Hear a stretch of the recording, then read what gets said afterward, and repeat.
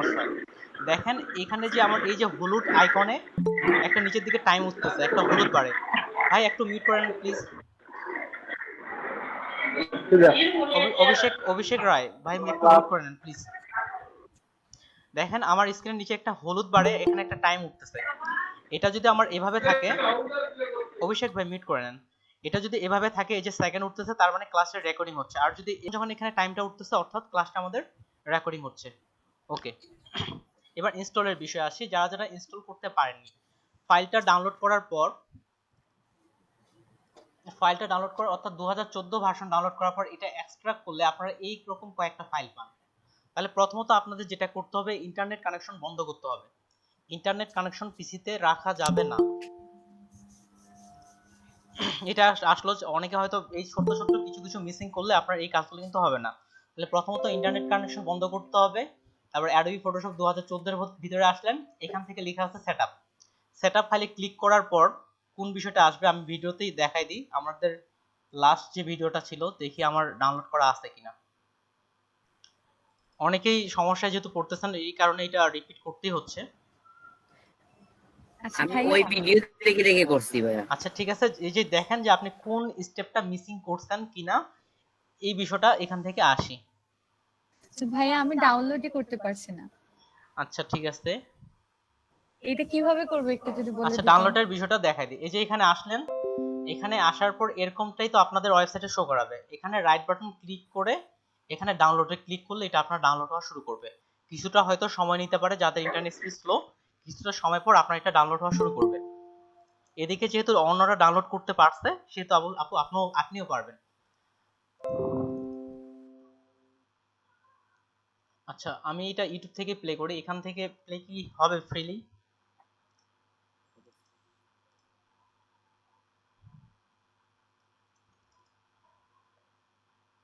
আচ্ছা ইউটিউবে যে কোনো একটা ভিডিও আমি প্লে করে দেখাচ্ছি, যাদের যাদের সমস্যা হচ্ছে।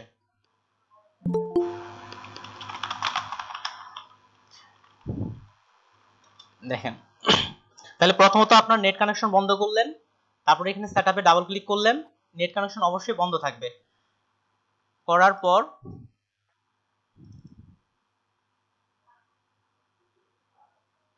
না হলে যদি ইন্টারনেট বন্ধ থাকা অবস্থায় যদি আপনাদের দেখানো দেওয়া যেত, তাহলে আমি আমার থেকে দেখাই দিই। ডেসক্রিপশন বক্স থেকে আমি ভিতরে চলে আসি। একটু ওয়েট করেন। এই যে সেটআপ বাটনে ডাবল ক্লিক করার পর ঠিক এভাবে আপনাদের লোডিংটা আসবে। এভাবে লোডিংটা আসার পরে, লোডিংটা যাচ্ছে, এখানে দেখেন ইনস্টল লেখা আছে, ট্রাই লেখা আছে। এখানে ইনস্টল করার প্রয়োজন নেই, আপনি এখানে ট্রাই ক্লিক করেন। ইনস্টলের প্রয়োজন নাই, ট্রাই ক্লিক করবেন। উনি যদিও ইনস্টল করছে, এখান থেকে ক্লিক করবেন ট্রাই। এরপরে সাইন ইন রিকোয়ারমেন্ট, এখানে ইন্টারনেট কানেকশন থাকলে এখানেই আপনি থেমে যাবেন, আর সামনে আগাইতে পারবেন না। এখানে সাইন ইন লেখা আছে, এখানে ব্যাকে ক্লিক করবেন। স্টেপগুলো রেকর্ডিং এর মধ্যেও থাকতেছে, যারা যারা ইনস্টল করতে পারতেছেন না। তারপরে এখান থেকে ব্যাকে ক্লিক করবেন। ব্যাক যদি না নেয় একবার, ঠিক আছে, ব্যাক হলে না নিলে সাইন ইন, সরি বলতে আমার ভুল গেছে, ব্যাকে না ক্লিক করে সাইন ইনেই ক্লিক করবেন। ইন্টারনেট কানেকশন অবশ্যই বন্ধ। সাইন ইন ক্লিক করলেন, তারপর এই পেজটা আসবে। এই ভিডিওটাই কিন্তু গুগল ড্রাইভে দেওয়া আছে, এই ভিডিওটাই আপনার গুগল ড্রাইভে দেওয়া আছে। দেখেন এরপরে এখানে রি এন্ট্রি আসছে। যেহেতু ইন্টারনেট আমাদের বন্ধ, এই জন্য বলছে প্লিজ কানেক্ট ইউর ইন্টারনেট।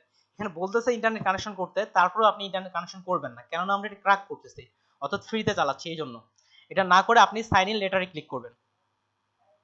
এটা আসার পর সাইন ইন লেটারে ক্লিক করবেন। সাইন ইন লেটারে ক্লিক করলেই এই পেজটা চলে আসবে। এটাতে অ্যাকসেপ্টে ক্লিক করবেন। অ্যাকসেপ্ট, এটা হচ্ছে সিসি 14 ভার্সন। এদিকে কোনো কিছু চেঞ্জিং এর প্রয়োজন নেই, আপনি সরাসরি ইনস্টল বাটনে ক্লিক করেন। কোনো কিছু প্রয়োজনের চেঞ্জের প্রয়োজন নাই। ইনস্টল যখন করবেন, এই লাইনটা আবার ইনস্টল হওয়া শুরু করবে। এটা একেবারে 100% পর্যন্ত যখন হবে, 100% পর্যন্ত হওয়ার পরে ঠিক এরকম একটা পেজ আসবে। এখানে আপনি আবার সাইন ইন লেটারে ক্লিক করেন, কোনো কিছু করার প্রয়োজন নাই। এটাও কেটে দিবেন, এটাও কেটে দেন। ওকে, কোনো কিছুই করার প্রয়োজন নাই। এখন যে কাজটা করবে আমার এখান থেকে দেখাচ্ছি, এটা অফ করলাম। এতদূর পর্যন্ত ধরেন আপনি চলে আসছেন। ফটোশপ এমনকি ওপেনও করার প্রয়োজন নেই। এই যে ফটোশপটা দেখেন, এই যে এখানে সিসি 2014 এইভাবে চলে আসবে। এটা আপনার ওপেন করারও প্রয়োজন নেই। ওটা ইনস্টল হওয়ার পর এখান থেকে আপনি চলে আসবেন ক্র্যাক ফোল্ডারে। ক্রাকে দেখেন এই ফাইল একটা দেওয়া আছে am, এই ফাইলটা দেওয়া আছে ডিল ফাইলটা। এটা আপনি এখান থেকে কপি করেন, যে কোনো একভাবে কপি করলে হলো। এখানে কপি করলেন, কপি করার পর এই যে এখানে সি ড্রাইভ দেখবেন যে এই যে লেখা আছে সি, ব্র্যাকেটে দেওয়া আছে সি, এই সি ড্রাইভে আসবেন। সি ড্রাইভে আসার পর আসবেন প্রোগ্রাম ফাইলস। কারো যদি 32 বিটের হয় পিসি, সেক্ষেত্রে তার পিসিতে এটা ইনস্টল হবে না, 32 বিটের তো অনেক আগের, এখন প্রায় সবার বিটই 64 বিটের। প্রোগ্রাম ফাইলসে আসলেন, তারপর আসবেন অ্যাডোবি। অ্যাডোবি দেখেন আপনার কোথায় লেখা আছে সিসি 2014, আপনার সম্ভবত একটাই লেখা থাকবে, আমি অনেক সফটওয়্যার ইনস্টল করছি 2000, এই জন্য অনেকগুলো আসছে। দেখেন কোথায় লেখা আছে অ্যাডোবি ফটোশপ সিসি 2014, এটাতে আসবেন। আসার পরে এই যে ফাঁকা জায়গায় কোনো ফোল্ডার এভাবে সিলেক্ট থাকা যাবে না, এইদিকে ফাঁকা জায়গায় একটা ক্লিক করে এখানে এটা আপনি পেস্টে ক্লিক করবেন। যে পেস্ট ক্লিক করার পর এখানে রিপ্লেস করবেন, তারপর আপনাকে আবার কনফার্ম আসবে, ওকে করবেন। এটা স্কিপ করা যাবে না, রিপ্লেস করবেন। রিপ্লেস করলে আপনার কাজ শেষ, এরপরে ফটোশপে ক্লিক করলে আপনার ফটোশপ ওপেন হবে। এখন যাদের যাদের ইনস্টল হয়নি তারা বলেন যে এই স্টেপগুলো ফলো করা হয়েছে কিনা। অর্থাৎ যারা যারা ইনস্টল করা হয়নি তারা তারা যেভাবে বললাম, আমার এখানে তো অলরেডি এই রেকর্ডিংও থাকতেছে, এবং এই ভিডিও রেকর্ডিংটা আপনাদের যে গুগল ড্রাইভ লিংকও দিয়ে দিছি। এই যে ক্রাক, এই ভিডিও লিংক আর এই ভিডিও লিংক দুটাই ফলো করে এটা ইনস্টল করে নিয়ে নেবেন। ইনস্টল করা সম্পর্কে আর কারো কোনো প্রশ্ন আছে কি? ওকে, আই থিংক নাই। তাহলে দেখেন ফটোশপ ইনস্টল, সফটওয়্যার ইনস্টল করাটা খুবই গুরুত্বপূর্ণ, কেননা সফটওয়্যার যদি ইনস্টল না করেন, আজকে যেগুলো আপনাদের হোমওয়ার্ক দিব বা কাজ দিব সেটা তো আপনি করতে পারবেন না। ভাইয়া আমার তো ভাই, কপি হয় না ভাইয়া। জি ভাই। আচ্ছা ইমরান খান ভাইয়েরটা শুনি আগে। জি ইমরান খান ভাই ভাই বলেন। আমার একটা সমস্যা হয়েছে যে আমারটা ইনস্টল হয়েছে, কিন্তু আমার যে ওপেন করার পর একটা লেখা আছে যে দি অ্যাপ্লিকেশন ওয়াজ আচ্ছা ঠিক আনএবল আছে টু ভাই, স্টার্ট কারেক্টলি। আপনি স্ক্রিন শেয়ার করেন, আমি স্ক্রিন শেয়ার স্টপ দিছি, আপনি স্ক্রিন শেয়ার করেন আপনার পিসি। দেখেন কিভাবে স্ক্রিন শেয়ার করবেন সবাই এটা দেখেন। আপনি কি পিসিতে আছেন? জি জি জি, দেখেন ডান পাশে আমি দেখেন, প্রেজেন্ট। হ্যাঁ প্রেজেন্ট নাও, এখান থেকে দেওয়া আছে ইওর ইন্টার স্ক্রিন, এটাতে ক্লিক করেন। তারপরে একটা ছোট্ট পপ আপ মেনু আসছে, ওই ছোট্ট স্ক্রিনটাতে ক্লিক দেন, হ্যাঁ, তারপর শেয়ার বাটনে ক্লিক করেন। শেয়ারটা অন হচ্ছে না। ওই যে ছোট্ট একটা স্ক্রিন আসছে দেখেন, ওই ছোট্ট স্ক্রিনটাতে ক্লিক দেন, তারপর শেয়ারটা অন হবে। আচ্ছা আমার বাবা ফোন দিছে বাসা থেকে, একটু শুধু রিসিভ করে আমি ব্যাগ আসতেছি। ভাই ওখানে ছোট্ট স্ক্রিনটাতে ক্লিক করে আপনি শেয়ার বাটনে ক্লিক করেন। ও আচ্ছা ঠিক আছে। হ্যাঁ আব্বা আসসালামু আলাইকুম। হ্যাঁ আব্বা ক্লাস চলছে, আবিদ মুখ ফোন করছিল, আবিদ বিষয়টা কইছে মুখ। আচ্ছা আব্বা আসসালামু আলাইকুম। আচ্ছা আচ্ছা আচ্ছা ঠিক আছে, আবার ফটোশপে যান দেখি। ও এটা ওকে দেন, ফটোশপে দেখতে যান। পাচ্ছেন? জি ভাই আমি দেখতে পাচ্ছি। এই যে এটা সমস্যা করছে, কাটছেও না আবার আচ্ছা আমি অন হচ্ছে টেক্সটটা না। একটু পড়ি।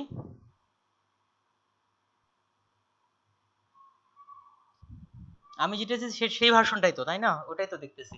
আচ্ছা এটা জি জি, ফটোশপটা ওই ভার্সনটাই। আচ্ছা আপনার পিসির প্রপার্টিসে যান দেখি, যে দিস মাই উইন্ডোজ 7 হলো তো মাই কম্পিউটার, মিনিমাইজ করে এই যে কম্পিউটার থেকে প্রপার্টিসে যান এখানে। হ্যাঁ আচ্ছা 4 জিবি র্যাম, 64 বিট, এটা সব ঠিকঠাকই হওয়ার কথা, এইটা আসার কথা না ভাই। তাহলে আপনি আরেকটা কাজ করেন, এটা সফটওয়্যারটা ফুলি আনইনস্টল করে আরেকবার ইনস্টল করেন, আমি যেভাবে আমিও কয়েকবার করেছি কিন্তু কাজ হচ্ছে না। আমার আরো কয়েকটা সফটওয়্যারে সেম প্রবলেম তাহলে ঠিক করতেছে। আছে একটা কাজ করা যেতে পারে। দেখেন এখন ইউটিউব কিন্তু অনেক হেল্পফুল। আপনার যে কোডটা আসতেছে, এই যে এই কোড কোনটা 0x0005x, যে কোডটা আসতেছে হাউ টু লিখবেন, যে how to problem solve Photoshop, আর এই কোডটা লেখেন, তাহলে আপনার সলভটা পেয়ে যাবেন। ওকে আপনি আমি আমি সলভন একটা পাইছি, কিন্তু ওইগুলা দিয়ে ট্রাই করছি কিন্তু কাজ হয় না। এখন আমার কি কোনো কম্পিউটারে কোনো সমস্যা না কোনো ভাইরাস, এটা যদি বুঝতে হ্যাঁ পারছি এটাও না। হতে পারে, যদি এটা এভাবেও না হয় তাহলে পুরো পিসিতে আপনি একবার উইন্ডোজ সেটআপ দিয়ে নেন। আচ্ছা ঠিক আছে। আচ্ছা ঠিক আছে। আর আর কারো কি প্রবলেম এমন?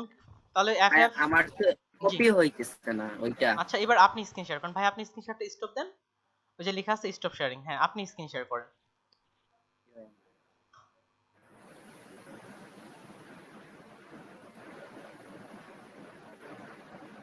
আচ্ছা যান ওই ফাইলে, যে ফাইলটা আমি কপি করতে বলতেছি।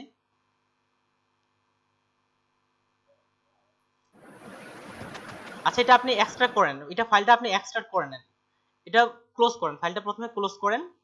আচ্ছা এক্সট্রাক্ট না করলেও হবে, ঠিক আছে অন্যভাবে করি। এটা ডাবল ক্লিক করেন, এক্সট্রাক্ট করতে আবার সময় লাগবে। ডাবল ক্লিক করে হ্যাঁ ক্র্যাকের ভিতর যান। এটা এই ফাইলটা না। হ্যাঁ এটা কপি, এখান থেকে কপি করার দরকার নেই, এটা এভাবেই থাক। আপনি ওই সি ড্রাইভে চলে যান, এটা এইভাবেই থাক। এটা মিনিমাইজ করে ভাই ক্লোজ করতে বলিনি ভাই। কি ভাইয়া? ওকে Sorry. এটা মিনিমাইজ করেন, সি ড্রাইভে চলে যান। ফটোশপ এই অবস্থায় দেখেন, ফটোশপ ওপেন করা যাবে না। ফটোশপ ওপেন থাকা অবস্থায় এটা করলে আবার কাজ করবে না। যান প্রোগ্রাম ফাইলে যান, অ্যাডোবি ফটোশপ 2014। এখন ওই ট্যাবটা ওপেন করেন, নিচ থেকে যান নিচে, ওই যে উইন্ডার, হ্যাঁ এটা ক্লিক করেন। এটা টেনে ফাঁকা জায়গায় টেনে ছেড়ে দেন, টেনে ওই যে ফাইলের নামে ধরেন, নামে আচ্ছা ছাড়েন, ছাড়লেও হবে। সবসময় আইকনে ধরবেন, এইবার রিপ্লেস দেন, কন্টিনিউ। এবার ফটোশপ ওপেন করেন, এটা সব ক্লোজ করে ফটোশপ ওপেন করেন।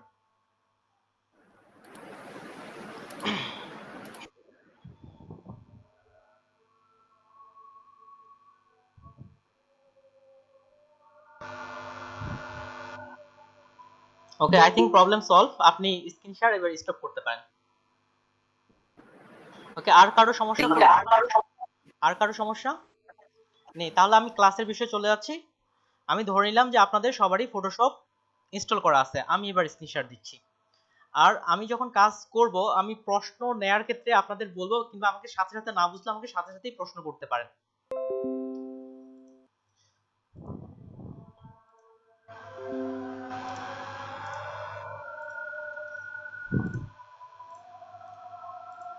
ভাই অ্যাটেন্ডেন্স কি নিয়ে নিছেন? জি ভাই। তাই হচ্ছে না তো। আচ্ছা আপনার আপনার কি ওয়ার্নিং আসছে? আচ্ছা নিয়ে নিছেন? আমি তো আচ্ছা লেট করে ঢুকছি। আচ্ছা তাওহিদ ভাই আপনি আবার স্ক্রিন শেয়ার করেন ভাই, এটা তো হওয়ার কথা। স্ক্রিন শেয়ার করেন। এই দেখেন আচ্ছা দিস কম্পোল ফাইল। আচ্ছা আপনি যখন ফাইলটা ইনস্টল করেন, আপনি কি ফাইলটা এক্সট্রাক্ট করছিলেন ফটোশপের ফাইলটা? নাই ভাই। এক্সট্রাক্ট করে নিন, যেমন আমি এটা এক্সট্রাক্ট করছি। এক্সট্রাক্ট রাইট বাটন ক্লিক করে এক্সট্রাক্ট করে নিন। আচ্ছা এদিকে ফুললি ভাবে কে কে ইনস্টল করতে পারছেন? এই যে ফুললি ভাবে এদিকে কেউ ইনস্টল কে কে করতে পারছেন? পারছি ভাই। আচ্ছা সাইম ভাই করতে আচ্ছা পারছেন। ভাই হয়ে গেছে, হয়ে গেছে। আচ্ছা এই যে আপনারও ওপেন হয়ে গেছে। হয়ে গেছে আমারও। আচ্ছা অনেকে ওপেন করতে পারছেন। এদিকে যারা যারা পারতেছেন না, আপনাদের পার্সোনালি পিসি বা এটা কোনো সমস্যা থাকতে পারে, বেশিরভাগই কিন্তু ইনস্টল করতে পারছে। হ্যাঁ ভাই পারছি। প্রয়োজনে আপনারা উইন্ডোজ সেটআপ দিয়ে নেবেন প্রয়োজনে। ওকে তাহলে ফটোশপের এই প্রবলেম নিয়ে আমরা আর সামনের ক্লাসে পর্যন্ত আলোচনা করব। তারপরে কিন্তু ফটোশপের সফটওয়্যার নিয়ে আমরা ততটা আর আলোচনা করব না। এই কারণেই করব না, তাহলে আমাদের অন্যান্য যে বিষয়গুলো আছে এগুলো আস্তে আস্তে আমাদের পিছিয়ে যাবে। আর কালকের মধ্যে যাদের যাদের সমস্যা হচ্ছে শুরুর দিকে আমাকে বলবেন। তবে আপনি আপনার সর্বোচ্চ ট্রাই করবেন, যে একটু করলাম হচ্ছে না কালকে ক্লাসে আসবো এমনটা না। সর্বোচ্চ ট্রাই করার পর যখন পারতেছেন না অবশ্যই ক্লাসে বলবেন, আমরা সলভ করব। তাহলে আমাদের ক্লাস মডিউলটা আমি ওপেন করি। আচ্ছা ভাই মানে ক্লাসগুলো কি রেকর্ডেড ভার্সন পাওয়া যাবে? জি ভাই অলরেডি ক্লাস রেকর্ড হচ্ছে। আমি ফেসবুক গ্রুপে এই ক্লাসের লিংকটা পোস্ট করে দিয়ে দিব। ওকে ভাই। তাহলে এখান থেকে আজকে যে ডে 1, অর্থাৎ যেহেতু এটা হচ্ছে 4 ঘন্টার ক্লাস, আমাদের হচ্ছে 2 ঘন্টার ক্লাস, আমরা সেই হিসেবে এটা মেকআপ করব। আমি এটাতে আসতেছে একটু পরে। আমি দ্রুত একটা আপনাদের বোঝানোর জন্য একটা প্রেজেন্টেশন ফাইল তৈরি করছি। এটা থেকে আমরা আসি যে আমাদের গ্রাফিক ডিজাইন কি বা কেন, এটা থেকে আসি। তাহলে প্রথমে প্রশ্ন হচ্ছে গ্রাফিক্স ডিজাইন কি বা গ্রাফিক ডিজাইন কি বা কাকে বলে। যেহেতু আমরা গ্রাফিক ডিজাইন করতেছি, এটা সম্পর্কে আমাদের অনায়াসে জানার প্রয়োজন। গ্রাফিক ডিজাইন কি বা কাকে বলে বা সংজ্ঞাটা কেমন হতে পারে। যে কেউ কি বলতে পারবেন না গ্রাফিক ডিজাইন কি বা কাকে বলে? যে কেউ?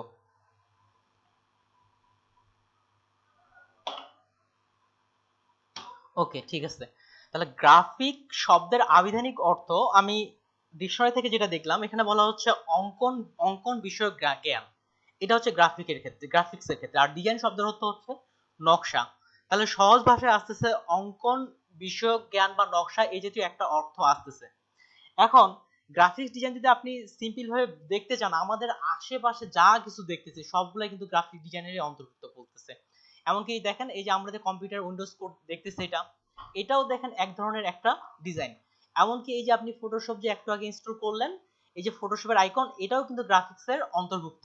এই যে আমার পিসিতে কতগুলো আইকন, বা এখানে ক্লিক করলে যে এটা একটা বড় হয় একটা পর্দা হয়ে আসতেছে, বা ওয়ালপেপারটা আমার এখানে এই যে স্টপ মিসিং অ্যারাউন্ড, এগুলাও কিন্তু আপনার সম্পূর্ণ গ্রাফিক্সের মধ্যেই পড়তেছে। এমনকি আপনার মোবাইল ফোনের যেগুলো আইকন দেখতেছেন, ডিসপ্লেটা দেখতেছেন, সব কিন্তু গ্রাফিক্সের মধ্যেই।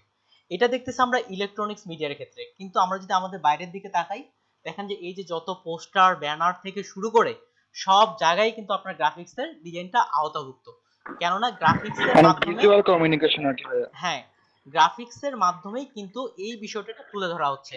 ধরে নেন আমার যে এখানে ওয়ালপেপারটা আছে, এটা যদি আমি ব্যাকগ্রাউন্ডে একটা কালো বা কোনো একটা কালো কালার দিয়ে দিতাম, এই যে এখানে একটা কাঠের মতো দেয়া আছে, এই যে কালো কালার দিয়ে, এটা অবশ্যই দেখতে ভালো লাগতো না। কিন্তু কোন কালারটার সাথে কোন কালারটা রাখতে ভালো লাগবে, কিভাবে টেক্সটটা রাখলে ভালো লাগবে, এটাও কিন্তু আপনার গ্রাফিক্স ডিজাইনের দিক থেকে অন্তর্ভুক্ত। এখন 2020-এ এসে, কিংবা যখন আগে ছিল আপনার 90 দশকের দিকে, এই কম্পিউটারে কিন্তু এত গ্রাফিক্যাল ছিল না। এটা আমাদের কোডিং করে করে কাজটা করতে হতো, যে কোডিং করে করে। বরাবরই মানুষ সবসময় গ্রাফিক্স জিনিসটা অনেক বেশি পছন্দ করে। পিসির দিক থেকে গ্রাফিক্যাল পিসি অনেক বেশি আপডেট। ঠিক ম্যাকের ক্ষেত্রে বলেন, ম্যাকের দিক থেকে ম্যাকের যে অ্যাপল ল্যাপটপ আছে, এগুলার কিন্তু গ্রাফিক্যাল ইন্টারফেসটা অনেক সুন্দর, এই জন্য এটা জনপ্রিয়। তারপরে অ্যাপলের লোগো দেখানো, এই লোগোটাও কিন্তু গ্রাফিক্সের মধ্যে পড়তেছে। তাহলে যদি আমরা দেখতে যে আমরা যেদিকেই তাকাই না শুধু গ্রাফিক্স আর গ্রাফিক্স, তাহলে এত গ্রাফিক্সের কাজ, সেই হিসাবে গ্রাফিক্সের জন্য মানুষের চাহিদাও অনেক বেশি। তাহলে এবার আমরা সংজ্ঞা দিয়ে আসি কিভাবে বলতে পারি। যদি সোজা সাপটা ভাবে গ্রাফিক ডিজাইন কি সেটা বলতে চান, আমরা বলতে পারি যেখানে আমরা নিজের ধারণা, শিল্প, দক্ষতা ব্যবহার করে নতুন কোনো কিছু তৈরি করতে পারি, তাই হচ্ছে গ্রাফিক ডিজাইন। আরো একভাবে, আরো অন্যভাবে বলা যেতে পারে, গ্রাফিক্স ডিজাইন হচ্ছে এমন একটি প্রক্রিয়া যেখানে বিভিন্ন ভিজুয়াল এলিমেন্ট ব্যবহার করে, যেমন লাইন, কালার, টেক্সচার ইত্যাদি ব্যবহার করে অর্থবহ কোনো একটা মেসেজ বা সমস্যার সমাধান তুলে ধরা হয়, সেটাই হচ্ছে গ্রাফিক ডিজাইন। এটা যদি আমরা সংজ্ঞা বা বইয়ের ভাষায় বা যদি বলতে চান, তাহলে আমরা গ্রাফিক ডিজাইনকে এভাবে আমরা পরিচিতি করতে পারি। এখন প্রশ্ন হচ্ছে গ্রাফিক্স ডিজাইন কেন শিখবেন? আমাদের তো অনেকগুলো সেক্টর আছে, আমাদের ওয়েব ডেভেলপিং আছে, ওয়েব ডিজাইন আছে, প্রোগ্রামিং আছে, আরো অনেকগুলো বিষয়ে কিন্তু সেক্টর আছে। কিন্তু আমরা গ্রাফিক্স ডিজাইন কেন শিখবো? এটার ক্ষেত্রে প্রধান কথা হচ্ছে কি, আপনাকে শেখার ক্ষেত্রে সম্পূর্ণ নির্ভর করবে আপনার উপর, যে আমার গ্রাফিক্স ডিজাইনে কাজ শিখতে আগ্রহ, এই জন্য আমি গ্রাফিক্স ডিজাইনে আসতেছি। কারো যদি এমনটা হয় ওয়েব ডিজাইনিং এ তার আগ্রহ, সেক্ষেত্রে আপনি গ্রাফিক ডিজাইনে আসলেন, সেক্ষেত্রে এই ক্ষেত্রে আমি রিকমেন্ডেড করব না আসাই ভালো। যার যেখানে ইচ্ছা সেখানেই যাওয়াটাই ভালো। পার্সোনালি যেমন আমি আগে ডিজিটাল মার্কেটিং করতাম, গ্রাফিক্স বরাবরই আমাকে ভালো লাগে, এই সেক্টর আমি চুজ করে নিছি। এই জন্য এই দিক থেকে একটা গ্রাফিক ডিজাইনের শেখার একটা বিষয় আসতেছে। আরেকটা গ্রাফিক ডিজাইন শেখার আরেকটা হচ্ছে আর্নিং এর বিষয় থেকে শুরু করে এটার যে চাহিদা বাংলাদেশ থেকে শুরু করে বহির্বিশ্বের সব জায়গায়। যেমন একটা আগে উদাহরণ দিলাম, আমাদের দোকানের কোনো একটা বিলবোর্ড হতে পারে, বাট এমনকি টেলিভিশনে যে অ্যানিমেশন গুলো যাচ্ছে ওটা মোশন গ্রাফিক্স এর মধ্যে পড়ে। আগে গ্রাফিক্স এর পর তারপর মোশন গ্রাফিক্স, বা স্টিল যে চিত্রগুলো আছে, সব জায়গায় যে গ্রাফিক্স ডিজাইন পড়ে, সব জায়গায় যে আমাদের গ্রাফিক্স ডিজাইনের প্রয়োজন, এই জন্য এটা চাহিদাও বেশি এবং এটা আমরা সহজে ইনকামও করতে পারি, এই জন্য আমরা গ্রাফিক ডিজাইন শিখতে পারি। এখন এরপরে যে বিষয়টা আছে, গ্রাফিক্স ডিজাইন শিখতে কতদিন লাগে, গ্রাফিক্স ডিজাইন শিখতে আমাদের কতদিন সময় লাগে বা কতদিন সময় লাগতে পারে। এখন গ্রাফিক ডিজাইন শিখতে যেমন আমাদের এই কোর্সটা হচ্ছে টোটাল 200 ঘন্টার, কিন্তু এমনও কোর্স আছে যে আপনার 4 বছরের ডিপ্লোমার গ্রাফিক্স ডিজাইনের কোর্স, অর্থাৎ 4 বছর ধরে আপনার গ্রাফিক্স ডিজাইনই শুধু শেখানো হয়ে থাকে। আবার এমনও আছে 3 মাস, 2 মাস কিংবা 2 বছর, 2.5 বছরের গ্রাফিক্স ডিজাইনের ডিপ্লোমা কোর্স থাকে। সেক্ষেত্রে আমরা যে গ্রাফিক্স ডিজাইনের এটা ধরি, এটা হচ্ছে বিশাল একটা সাগর। যেমন আমরা প্রথম দিক থেকে ভাগ করলাম, ওয়েব ডিজাইন একটা সেক্টর, গ্রাফিক্স ডিজাইন একটা সেক্টর। এখন গ্রাফিক্স এর ভিতর যদি যান, এখানে দেখবেন আবার অনেকগুলো সেক্টর আছে। তার মধ্যে একটা গুরুত্বপূর্ণ সেক্টর হচ্ছে লোগো ডিজাইন, তারপরে print design, UX UI design, এগুলো হচ্ছে আপনার, তারপর হচ্ছে অ্যাপস ডিজাইন। এই ডিজাইনগুলো হচ্ছে আপনার, এটার মধ্যে আরেকটা এক একটা হচ্ছে সেক্টর। আমরা প্রায় সব সেক্টরগুলাই একটু একটু করে দেখব, যেমনটা আমাদের বইয়ের ক্ষেত্রে হয়ে থাকে, যে বাংলা, ইংরেজি, গণিত সব বিষয়গুলো থাকে। ঠিক পরবর্তীতে এসে কেউ শুধুমাত্র গণিত নিয়ে কাজ করে, কেউ ইংরেজি বিষয় নিয়ে কাজ করে, অনেকটা এমনটাই। আমরা প্রায় গ্রাফিক্সের সব সেক্টরগুলোই একটু একটু করে দেখব। এরপর আপনি যেটা ভালো লাগে সেই সেক্টরে আপনি ফুললি ওই সেক্টরে আপনি কাজে লেগে যেতে পারেন। এটা হচ্ছে এই দিক থেকে। আর গ্রাফিক ডিজাইনে আপনি যত বেশি সময় দিবেন তত বেশি আপনি শিখতে পারবেন। এমনকি ধরতে গেলে এটা হচ্ছে একটা বিশাল সমুদ্র। এমনকি যারা 8 থেকে 10 বছর ধরে গ্রাফিক ডিজাইনে কাজ করতেছেন তারাও এখনো শিখতেছেন। তবে ভালোভাবে মোটামুটি কাজ করার জন্য আপনি যদি পার ডে 6 থেকে 7 আওয়ার করে সময় দেন, তাহলে এমনকি 50 নাম্বার ক্লাসে আপনি গ্রাফিক ডিজাইনে অনেক ভালো কিছু করতে পারবেন। যদিও আমাদের 100 ক্লাস হওয়ার কথা, 50 নাম্বার ক্লাস পর্যন্ত আপনি অনেক ভালো কিছু করতে পারবেন এদিক থেকে। তবে আপনাকে অবশ্যই হোমওয়ার্ক বা এদিক থেকে কাজে সময় দিতে হবে। এবার আসি, এই প্রশ্নটা আমি বলবো না, আপনারা বলবেন, আমি যেটা লেখা আছে।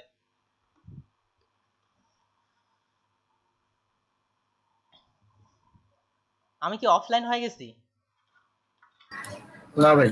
তাহলে বলেন এদিক বিষয়টা আপনাদের কত টাকা আয় করা যেতে পারে?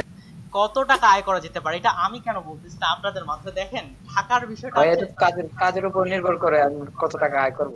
হ্যাঁ, কাজের উপর তো ভাই অবশ্যই নির্ভর করে কত টাকা আয় করা যেতে পারে। আমরা হতে পারে বলতে পারি যে এদিক থেকে টাকার বিষয়টা ভাই অবশ্যই গুরুত্বপূর্ণ। আমরা যেদিকে যাই না কেন আমরা কিন্তু টাকার বিষয়টাই দেখি। হয়তো উপরে উপরে কে ক্ষেত্রে বলে যে আমি টাকার জন্য করি না, কিন্তু দেখবেন যে টাকার বিষয়টা খুব গুরুত্বপূর্ণ। এই জন্য বলা হয় যে মানি ইজ সেকেন্ড গড, একটা প্রবাদ বাক্য আছে। গ্রাফিক ডিজাইন থেকে আপনি পার মান্থ বা এদিক থেকে আমরা কত আয় করতে পারি, এটার বিষয়ে আমি আপনাদের সরাসরি মার্কেট প্লেস থেকে ধারণা দিব। কেউ কেউ মার্কেট প্লেস সম্পর্কে জানেন, কেউ কেউ মার্কেট প্লেস সম্পর্কে জানেন না। এই মার্কেট প্লেস সম্পর্কে আমি একটু বলি, তারপর মার্কেট প্লেস থেকে কত টাকা আয় করতে পারি এই বিষয়ে আমি একটু ধারণা দিচ্ছি। মার্কেট প্লেস হচ্ছে আমাদের দোকানের মতো। যদি আমাদের রিয়েল লাইফ থেকে উদাহরণগুলো দেওয়ার চেষ্টা করি তাহলে আমরা সহজে বুঝতে পারবো। মার্কেট প্লেস হচ্ছে কি দোকানের মতো। যেমন আমরা আমাদের কোনো মুদির দোকান থেকে বিভিন্ন পণ্য কিনি, ঠিক সেরকম অনলাইনের এমন কিছু ওয়েবসাইট আছে যেখানে আমাদের গ্রাফিক ডিজাইনের লোগো হোক বা গ্রাফিক্সের যে রিলেটেড কাজগুলো এগুলো আপনি বিক্রি করতে পারবেন। আপনি ওখানে দোকানদার হিসেবে যেতে পারবেন এবং অন্যরা কিনতে পারবে। এটা হচ্ছে মার্কেট প্লেস, এটা হচ্ছে সহজ উদাহরণ। আর আস্তে আস্তে মার্কেট প্লেস সম্পর্কে আমরা ডিটেলসে দেখব। তাহলে এমন একটা মার্কেট প্লেসে যাচ্ছি আমি যেটাকে বলা হচ্ছে ফাইবার। এটা খুবই জনপ্রিয় মার্কেট প্লেস বর্তমানে, নাম হচ্ছে ফাইবার, FIVER.com। অনেকে এই মার্কেট প্লেসে চিনবেন, যারা একেবারে নতুন তাদের জন্য। তাহলে এটা একটা মার্কেট প্লেসের ওয়েবসাইট। এখানে বিভিন্ন জন যারা ওয়েব ডেভেলপার আছেন তারা তাদের সার্ভিস বিক্রি করতে আসে, গ্রাফিক ডিজাইনার যারা আছে তারা তাদের সার্ভিসগুলো এখানে বিক্রি করে এবং কিছু মানুষ এখানে কিনতে আসে। ঠিক তেমন এখানে একটা সার্ভিস, গ্রাফিক ডিজাইনের একটা সার্ভিস হচ্ছে লোগো। লোগো আমরা সবাই জানি, এই জন্য লোগো নিয়ে উদাহরণটা দিচ্ছি। যেমন এই যে ফাইবার, এটা একটা লোগো। এই যে আপনার যে ল্যাপটপটা বা পিসিটা ব্যবহার করতেছেন, হতে পারে আসুস, দেখেন আসুসের একটা লোগো দেওয়া আছে, ডেল হলে ডেলের একটা লোগো দেওয়া আছে। এটা হচ্ছে লোগো, আমরা সবাই চিনি।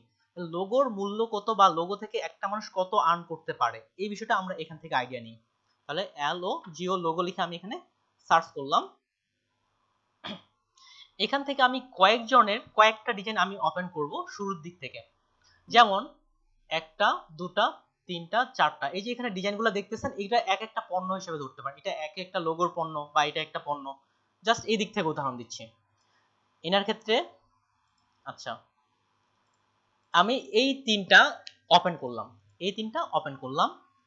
প্রথমত আমি আসি এটা থেকে, ইনি কোন দেশের আমি এটা আগে দেখি। ইনি হচ্ছেন একজন ইন্ডিয়ান, এই যে লেখা আছে ফ্রম ইন্ডিয়া। দেখেন ইনার এখানে অর্ডার আছে কয়টা, 26টা। আচ্ছা এটার ক্ষেত্রে আসি এবার।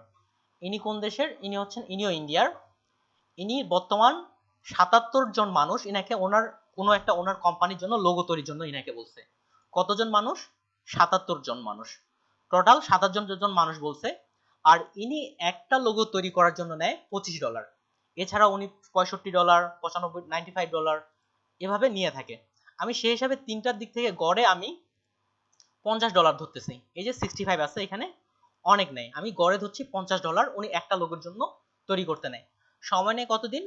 2 দিন সময় নেয়, সাধারণভাবে 2 দিন সময় নিয়ে থাকে। এই যে প্রত্যেকটাতে 2 দিন, গড়ে 2 দিনই ধরলাম। এই যে 2 ডেজ। আমরা তাহলে সহজভাবে হিসাব করি, ক্যালকুলেটরে আসলাম। $1 সমান হচ্ছে 80 টাকা। তাহলে দেখেন আগে ওনার টোটাল ডলারটার সাথে আমরা বাংলাদেশি টাকা হিসাব করি, অর্থাৎ আমরা গড়ে ধরলাম কত, একটা লোগো তৈরির জন্য নেয় উনি $50। আর বর্তমানে ওনার কত আছে, 77টা অর্ডার আছে, ইন্টু 77 ইকুয়াল দিলাম। অর্থাৎ ওনার 2 দিনের ইনকাম হচ্ছে প্রায় $3850। এটাকে যদি আমরা এখন টাকায় করি, ইন্টু 80 টাকা দিচ্ছি, বর্তমানে 82 কি 83 রেট চলতেছে, $1 সমান 80 টাকা দিচ্ছি। তাহলে ধরতে গেলে ইনার 2 দিনের ইনকাম হচ্ছে 3,08,000 টাকা। অনলি 2 ডেজ, অনলি 2 ডেজের ইনকাম 3 লক্ষ এত টাকা। এখন কথা হচ্ছে ইনি কি একদিনে এই পর্যায়ে আসছেন? যে আমরা তো কল্পনার দিক থেকে যে আমরা সাধারণ পাবলিক হিসেবে ধরি, একজন গ্রাফিক ডিজাইনার হিসেবে, অর্থাৎ ধরতে গেলে ওনার পার ডে হচ্ছে আপনার 1.5 লাখ টাকা ইনকাম। ইনার যদি আমি ধরি শুধুমাত্র ওনার এই লোগো ডিজাইন নিয়ে, হতে পারে তারা গ্রুপ নিয়ে বা কোম্পানি নিয়ে কাজ করতেছে, শুধুমাত্র ফাইবার থেকে ইনি গ্রাফিক্স ডিজাইন থেকে প্রায় পার ডে 1.5 লক্ষ টাকা ইনকাম করতেছেন। ঠিক সিমিলার অন্য কোনো ব্যক্তি যদি দেখেন, আমি কোথায় ছিলাম, এখানে, ঠিক ইনারটাও যদি আপনি হিসাব করে দেন, ইনি একটা লোগোর জন্য মিনিমাম নেয় $300, মিনিমাম 350-400, ইনার আছে 5টা অর্ডার অ্যাক্টিভ। যদি ইনারটাও আপনি সেই হিসাব করে দেখেন, পার ডে কিন্তু অনেক ডিজাইনের বিষয়টা আসে। এখন যারা এখানে কাজ করতেছে তারা আপনার অনেক দিন ধরে কাজ করতেছে, ইনাদের অভিজ্ঞতা আছে, হতে পারে 8-10 বছর ধরেও বেশি সময় ধরে কাজ করতেছে। তাই বলে নতুন যারা আমরা আছি তারা যদি পার ডে 1.5 লক্ষ টাকা ইনকাম করতে পারে, আমরা কি পার ডে 500 টাকা ইনকাম করতে পারবো না? অবশ্যই। তাহলে পুরো মাসে আমাদের 15,000 টাকা অন্তত শুরুর দিকে অ্যাজ এ নতুন হিসেবে অবশ্যই আমরা এই দিক থেকে আর্ন করতে পারি। এখন আমার দিক থেকে যদি ফাইবারের দিক থেকে বলেন, আমি জানি না আমার বলাটা ঠিক হচ্ছে কিনা, ফাইবারের দিক থেকে আমি গ্রাফিক্স ডিজাইন বা এই দিক থেকে গত 2 বছরে আমি 7 লক্ষ টাকারও বেশি শুধু ফাইবার থেকে আমার পার্সোনাল ইনকাম। আমিও তো নতুন 2017 সালেই, কিন্তু আমার 2017 সালের 1 তারিখে আমি প্রথম কম্পিউটার কিনছি। এখন কম্পিউটার বেসিক জিনিসগুলো শিখতে বা এদিক থেকে আমার এই দিকটা আসতেছে। আর এদিকে যদি হয়তো আগে ফ্রিল্যান্সিং বিষয়েও আমি 2017 সালেই জানছি, এদিক থেকে লাস্ট 2 ইয়ার্সে আমার ফাইবার থেকে 7 লক্ষ টাকারও বেশি ইনকাম, যে মার্কেট প্লেসটা আপনাদের দেখাইলাম। এছাড়াও আরো কিছু মার্কেট প্লেসে হালকা পাতলা কাজ করি, তবে মেইনলি আমি ফাইবারেই বেশি কাজ করি। সেক্ষেত্রে আপনারা যদি ফুল সময় দেন তাহলে আমরা ফাইবার থেকে এখন না হোক বা পরবর্তীতে আপনি অনেক বেশি আর্ন করতে পারবেন, এবং এন্ট্রি অবস্থায় ফুললি সময় দেওয়া হলে আপনিও এরকম ভালো একটা আর্ন জেনারেট করতে পারেন। তার সাথে এখানে এখন যতটা সহজ মনে হচ্ছে আবার ততটাও সহজ না। কিভাবে সহজ না দেখেন তো, এখানে লোগো ডিজাইন লিখে যখন সার্চ করছি, এখানে কতজন লিখে আসছে, প্রায় 1,91,000, প্রায় আমরা 1,90,000 ধরলাম। তার মানে এখানে আপনার লোগো ডিজাইনের জন্য কম্পিটিশন করতেছে প্রায় 1,90,000 মানুষ লোগো ডিজাইনের জন্য এখানে কম্পিটিশন করতেছেন। আপনি যখন এখানে লোগো নিয়ে কাজ করতে যাবেন তার মানে আপনিও একজন কম্পিটিটর। এখন কাজ দিতে যদি দিনে ধরে নেন 5,000 মানুষ আসতেছে, তার মানে 1,90,000 মানুষের মধ্যে কাজ পাবে মাত্র কয়েকজন, সবাই কিন্তু কাজ পাবে না। এই কাজটা আমাদের নিয়ে আসতে হবে, এই জন্য কিছু ট্রিক্স, ডিজাইন কোয়ালিটি, কাজের কোয়ালিটি সব দিক থেকে আমাদের ইমপ্রুভ করতে হবে। এই হচ্ছে গ্রাফিক ডিজাইনের আয়ের দিক থেকে কত টাকা আয় করা যেতে পারে। আপনি যত ভালো কোয়ালিটি করবেন, যত ডিজাইন করবেন, সেই হিসাবে আপনি আয় করতে পারবেন। আরো এর থেকেও দেখবেন অনেক বেশি আয় করা যায়, তবে কম্পিটিশনও প্রচুর। এমনও মানুষ আছে বাংলাদেশে, যেমন আপওয়ার্ক, এরকম ফাইবার মতো একটা ওয়েবসাইট, যেখানে বাংলাদেশ থেকে লাস্টলি ভাবে আমি যেটা দেখলাম প্রায় 65,000 মানুষ অ্যাকাউন্ট তৈরি করছেন, কিন্তু এখন পর্যন্ত মাত্র 6,000 মানুষ ইনকাম করতে পারছেন। বাকি যে 59,000 অ্যাকাউন্ট আছেন তারা এখন পর্যন্ত 1 টাকাও ইনকাম করতে পারেননি। আই থিংক বিষয়টা বুঝতে পারছেন। তাহলে এতজন মানুষ, বাংলাদেশের মানুষ যারা 1 টাকাও ইনকাম করতে পারেনি, মাত্র 6,000 জনের মতো ইনকাম করতে পারছেন। এটার কারণটা হচ্ছে যে কাজের দিকে সময় বা এই দিক থেকে না দেওয়ার কারণে শুধুমাত্র অ্যাকাউন্টই খোলা হয়েছে, কিন্তু আর্ন আর করা হয়নি। এই হলো গ্রাফিক ডিজাইন আর্নের বিষয়। এতক্ষণ পর্যন্ত যে কারো প্রশ্ন থাকলে আমাকে বলতে পারেন, আমি আরেকটু অন্য সেক্টরে চলে যাব। তো এখানে আয়ের বিষয়ে বা ডিজাইন সেক্টরে বা এনি প্রশ্ন এই বিষয় থেকে। হ্যাঁ, শুরুর দিকে কি কাজ পাওয়া যায়?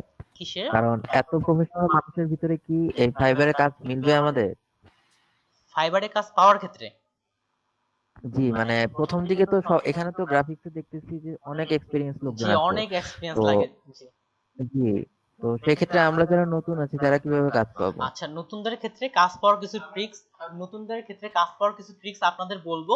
সেক্ষেত্রে যেমন ফাইবারে আসলে কাজ পাওয়াটা অনেক কঠিন। যেমন আমি যখন শুরু করছিলাম আমারও কাজ পাওয়াটা অনেক কঠিন। যখন কি একজন কাজ পেয়ে যায় সেক্ষেত্রে আর পিছনে ফিরে তাকাইতে হয় না। এই যে কাজ পাওয়ার কিছু ট্রিক্স আছে, এই ট্রিক্সগুলো আমরা আস্তে আস্তে ক্লাসের মধ্যে আলোচনা করব। এই ট্রিক্সগুলো ফলো করলে আপনারা দ্রুত কাজ পাবেন। ওকে, তারপরে এবার আসি, আর কারো কোনো প্রশ্ন আছে? যে মার্কেট প্লেস সম্পর্কে বুঝেননি, একটু আগে যেটা বললাম মনে হচ্ছে শুধুমাত্র বক বক বক বক করে গেছি। আমাকে একটা জিনিস কি অবশ্যই ফ্রিলি ভাবে আমাকে প্রশ্ন করবেন, আমাকে একেবারে ফ্রিলি ভাবে প্রশ্ন করবেন, যেন আমি আপনার উত্তরটা দিতে পারি। কোনো সংকোচ বা এদিক থেকে কোনো রাখবেন না।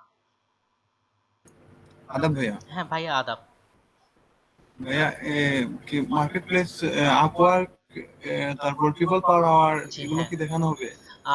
যদি আপনারা নিতে পারেন তাহলে আমি আপওয়ার্ক পিপল পার আওয়ারে যাব, যদি আপনারা নিতে পারেন। এখন মনে করেন একটা কাজ শিখতে আমাদের বেশি সময় লেগে যাচ্ছে, সেক্ষেত্রে হয়তো ওই জি মার্কেট ভাইয়া। প্লেসগুলোতে যাইনি। যদি নিতে পারেন তাহলে ওই মার্কেট প্লেসগুলো আমি অবশ্যই দেখাবো। জি ভাইয়া। আমরা কি ভাইয়া সবগুলোই টাচ করবো ভাইয়া? এই যে গ্রাফিক্স ডিজাইনের সব সেক্টরে টাচ করবো? সব সেক্টরে মেইন যে সেক্টরগুলো আছে প্রায় সব সেক্টরগুলো আমরা টাচ করব। তবে কিছু কিছু ডিজাইনের জন্য আপনাদের জন্য কোয়ালিটি আসে, এই জন্য আমি ওগুলোতে একটু বেশি সময় নিব চিন্তা করছি। যেমন আমরা ক্লাস মডিউলে বিজনেস কার্ড ডিজাইন একটা আছে, যেটাকে আমরা বাংলাদেশে ভিজিটিং কার্ড বলতে পারি। এই যে ভিজিটিং কার্ড হ্যাঁ ভাই। বলতেছে, এইটার ডিজাইন করার জন্য আমাদের ধরতে গেলে এলইডিবির ক্লাস মডিউলে 2 দিন সময় দেওয়া আছে, কিন্তু এটার ক্ষেত্রে আমি সময় নিই 7 দিনেরও বেশি। কেননা 2 দিনে কাজের কোয়ালিটি আসে না, আমাদের কাজের কোয়ালিটি আসার জন্য আমরা একটু বেশি করে সময় নিব, যেন আমরা একেবারে পারফেক্ট একটা কোয়ালিটি আসতে পারি। ওকে আচ্ছা ভাই, ঠিক আছে। ঠিক আছে, আমি পরের সেক্টরে চলে আসতেছি। এবার হচ্ছে আমরা গ্রাফিক্স ডিজাইন যে করব কম্পিউটারে কোথায় করব। গ্রাফিক্স ডিজাইন করার জন্য বিভিন্ন সফটওয়্যার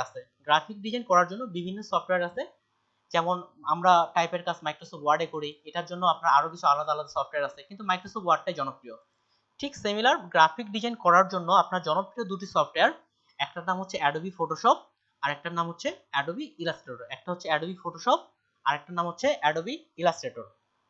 দুটার মধ্যে পার্থক্য আছে, দুটা মূলত দুই কাজে ব্যবহার হয় এবং কিছু কিছু কাজ দুই সফটওয়্যারেই করা যায়। তাহলে ফটোশপ মূলত ফটো এডিটিং এর জন্য, আর ইলাস্ট্রেটর হচ্ছে মূলত প্রিন্ট জাতীয় ডিজাইন করার জন্য। তবে ফটোশপেও আপনার প্রিন্ট জাতীয় ডিজাইনের কাজগুলো করা যায়। আমরা প্রথমে ফটোশপ শিখব, ফটোশপ শেখার পরে আমরা ইলাস্ট্রেটর শুরু করব। ফটোশপ তাহলে হচ্ছে আমাদের মূলত ইমেজ এডিটিং এর জন্য, আর ইলাস্ট্রেটর হচ্ছে যেই ডিজাইনগুলো আমাদের প্রিন্ট করা হয়ে থাকে সেটার জন্য ইলাস্ট্রেটর পারফেক্ট। তাছাড়াও ইলাস্ট্রেটর আরো কিছু কাজ করা যায়। এছাড়াও গ্রাফিক ডিজাইনের যদি আলাদা আলাদা সফটওয়্যার, যেমন স্কেচ, এটা একটা গ্রাফিক ডিজাইনের সফটওয়্যার, তারপরে অ্যাফিনিটি ডিজাইন, এটাও গ্রাফিক ডিজাইনের সফটওয়্যার, কোরেল রো, এটাও গ্রাফিক ডিজাইনের সফটওয়্যার। এগুলা সফটওয়্যারও আপনি গ্রাফিক ডিজাইনের কাজ করতে পারেন। তবে আমরা এই সফটওয়্যারগুলো শিখবো না, স্কেচ, এই ডিজাইন, এই সফটওয়্যারগুলো শিখবো না। তবে দিনে দিনে এই সফটওয়্যারটাও খুব জনপ্রিয়তা পেয়ে যাচ্ছে। আর কোরেল রো ইন্ডিয়া এবং পাকিস্তানে এই সফটওয়্যারটা আমার জানা মতে তুলনামূলক ওই দেশগুলোতে এই সফটওয়্যারটা ভালো ব্যবহার হয়। যেহেতু আমাদের ক্লায়েন্ট অর্থাৎ যারা আমাদের কাছ থেকে পণ্য বা সার্ভিস কিনবে তারা হচ্ছে ইউএসএ বেসটাই বেশি, অর্থাৎ ইউরোপ কান্ট্রির মানুষগুলোই বেশি, সেখানে ফটোশপ এবং ইলাস্ট্রেটর সবচেয়ে বেশি ব্যবহার করা হয়ে থাকে। এই জন্যই ফটোশপ এবং ইলাস্ট্রেটর শেখার বিষয়টাই টার্গেট করা হয়েছে। এখন এই যে ফটোশপের ভার্সন গতকালও বলা হয়েছিল, ফটোশপ কত সালে আসছে বা কত কিভাবে আসছে। এখন ফটোশপের যদি আমি লাস্ট ভার্সন দেখি, এটা হচ্ছে 2020 সালের। গুগলে সার্চ দিই ফটোশপ লেটেস্ট ভার্সন লিখে সার্চ করলাম, দেখেন ফটোশপের 2020 ভার্সন চলে আসছে, যেটা হচ্ছে 221 বলা হচ্ছে। তাহলে ফটোশপ 2020 ভার্সন পর্যন্ত চলে আসছে, কিন্তু আমরা আপডেট ভার্সন কেন ব্যবহার করতেছি না? এটার কারণটা হচ্ছে অলরেডি বলছি, আর আরেকটু বলি। এটার কারণ হচ্ছে এটার রিকোয়ারমেন্ট হচ্ছে আপনার পিসিতে কমপক্ষে 8GB র্যাম থাকতে হবে। 4GB র্যামও হয়, কিন্তু ততটা পারফেক্ট ভাবে হ্যাং করে। কমপক্ষে 8GB র্যাম থাকতে হবে, প্রসেসর ভালো হতে হবে, কমপক্ষে 6 জেনারেশন হতে হবে। 6 জেনারেশনের নিচে হলে আপনি যখন কাজ করবেন সেই সময় হ্যাং করবে। এই জন্য আমি সবার ক্ষেত্রে 2020-এর সফটওয়্যারটা আপনাদের দেইনি, আমি সিলেক্ট করছি যে একইভাবে 2018-19 সেম। এই সফটওয়্যারগুলো প্রায় 2GBর মতো, আর আপনাদের যে 14 ভার্সনটা দিছি এটা 600 মেগাবাইটের মতো। খুব সহজে আপনি কাজগুলো করতে পারবেন, এবং এটা আর ওটার সবগুলা জিনিসই সেম, তবে কিছু কিছু জিনিস আপডেট করা হয়েছে। তবে 14 দিয়ে আমাদের যতগুলো জিনিস প্রয়োজন আমরা সবগুলাই করতে পারবো। 2014 ভার্সনে যত কিছু আমাদের গ্রাফিক্সের প্রয়োজন 14 ভার্সনে আমরা সবগুলো কাজেই আমরা করতে পারবো।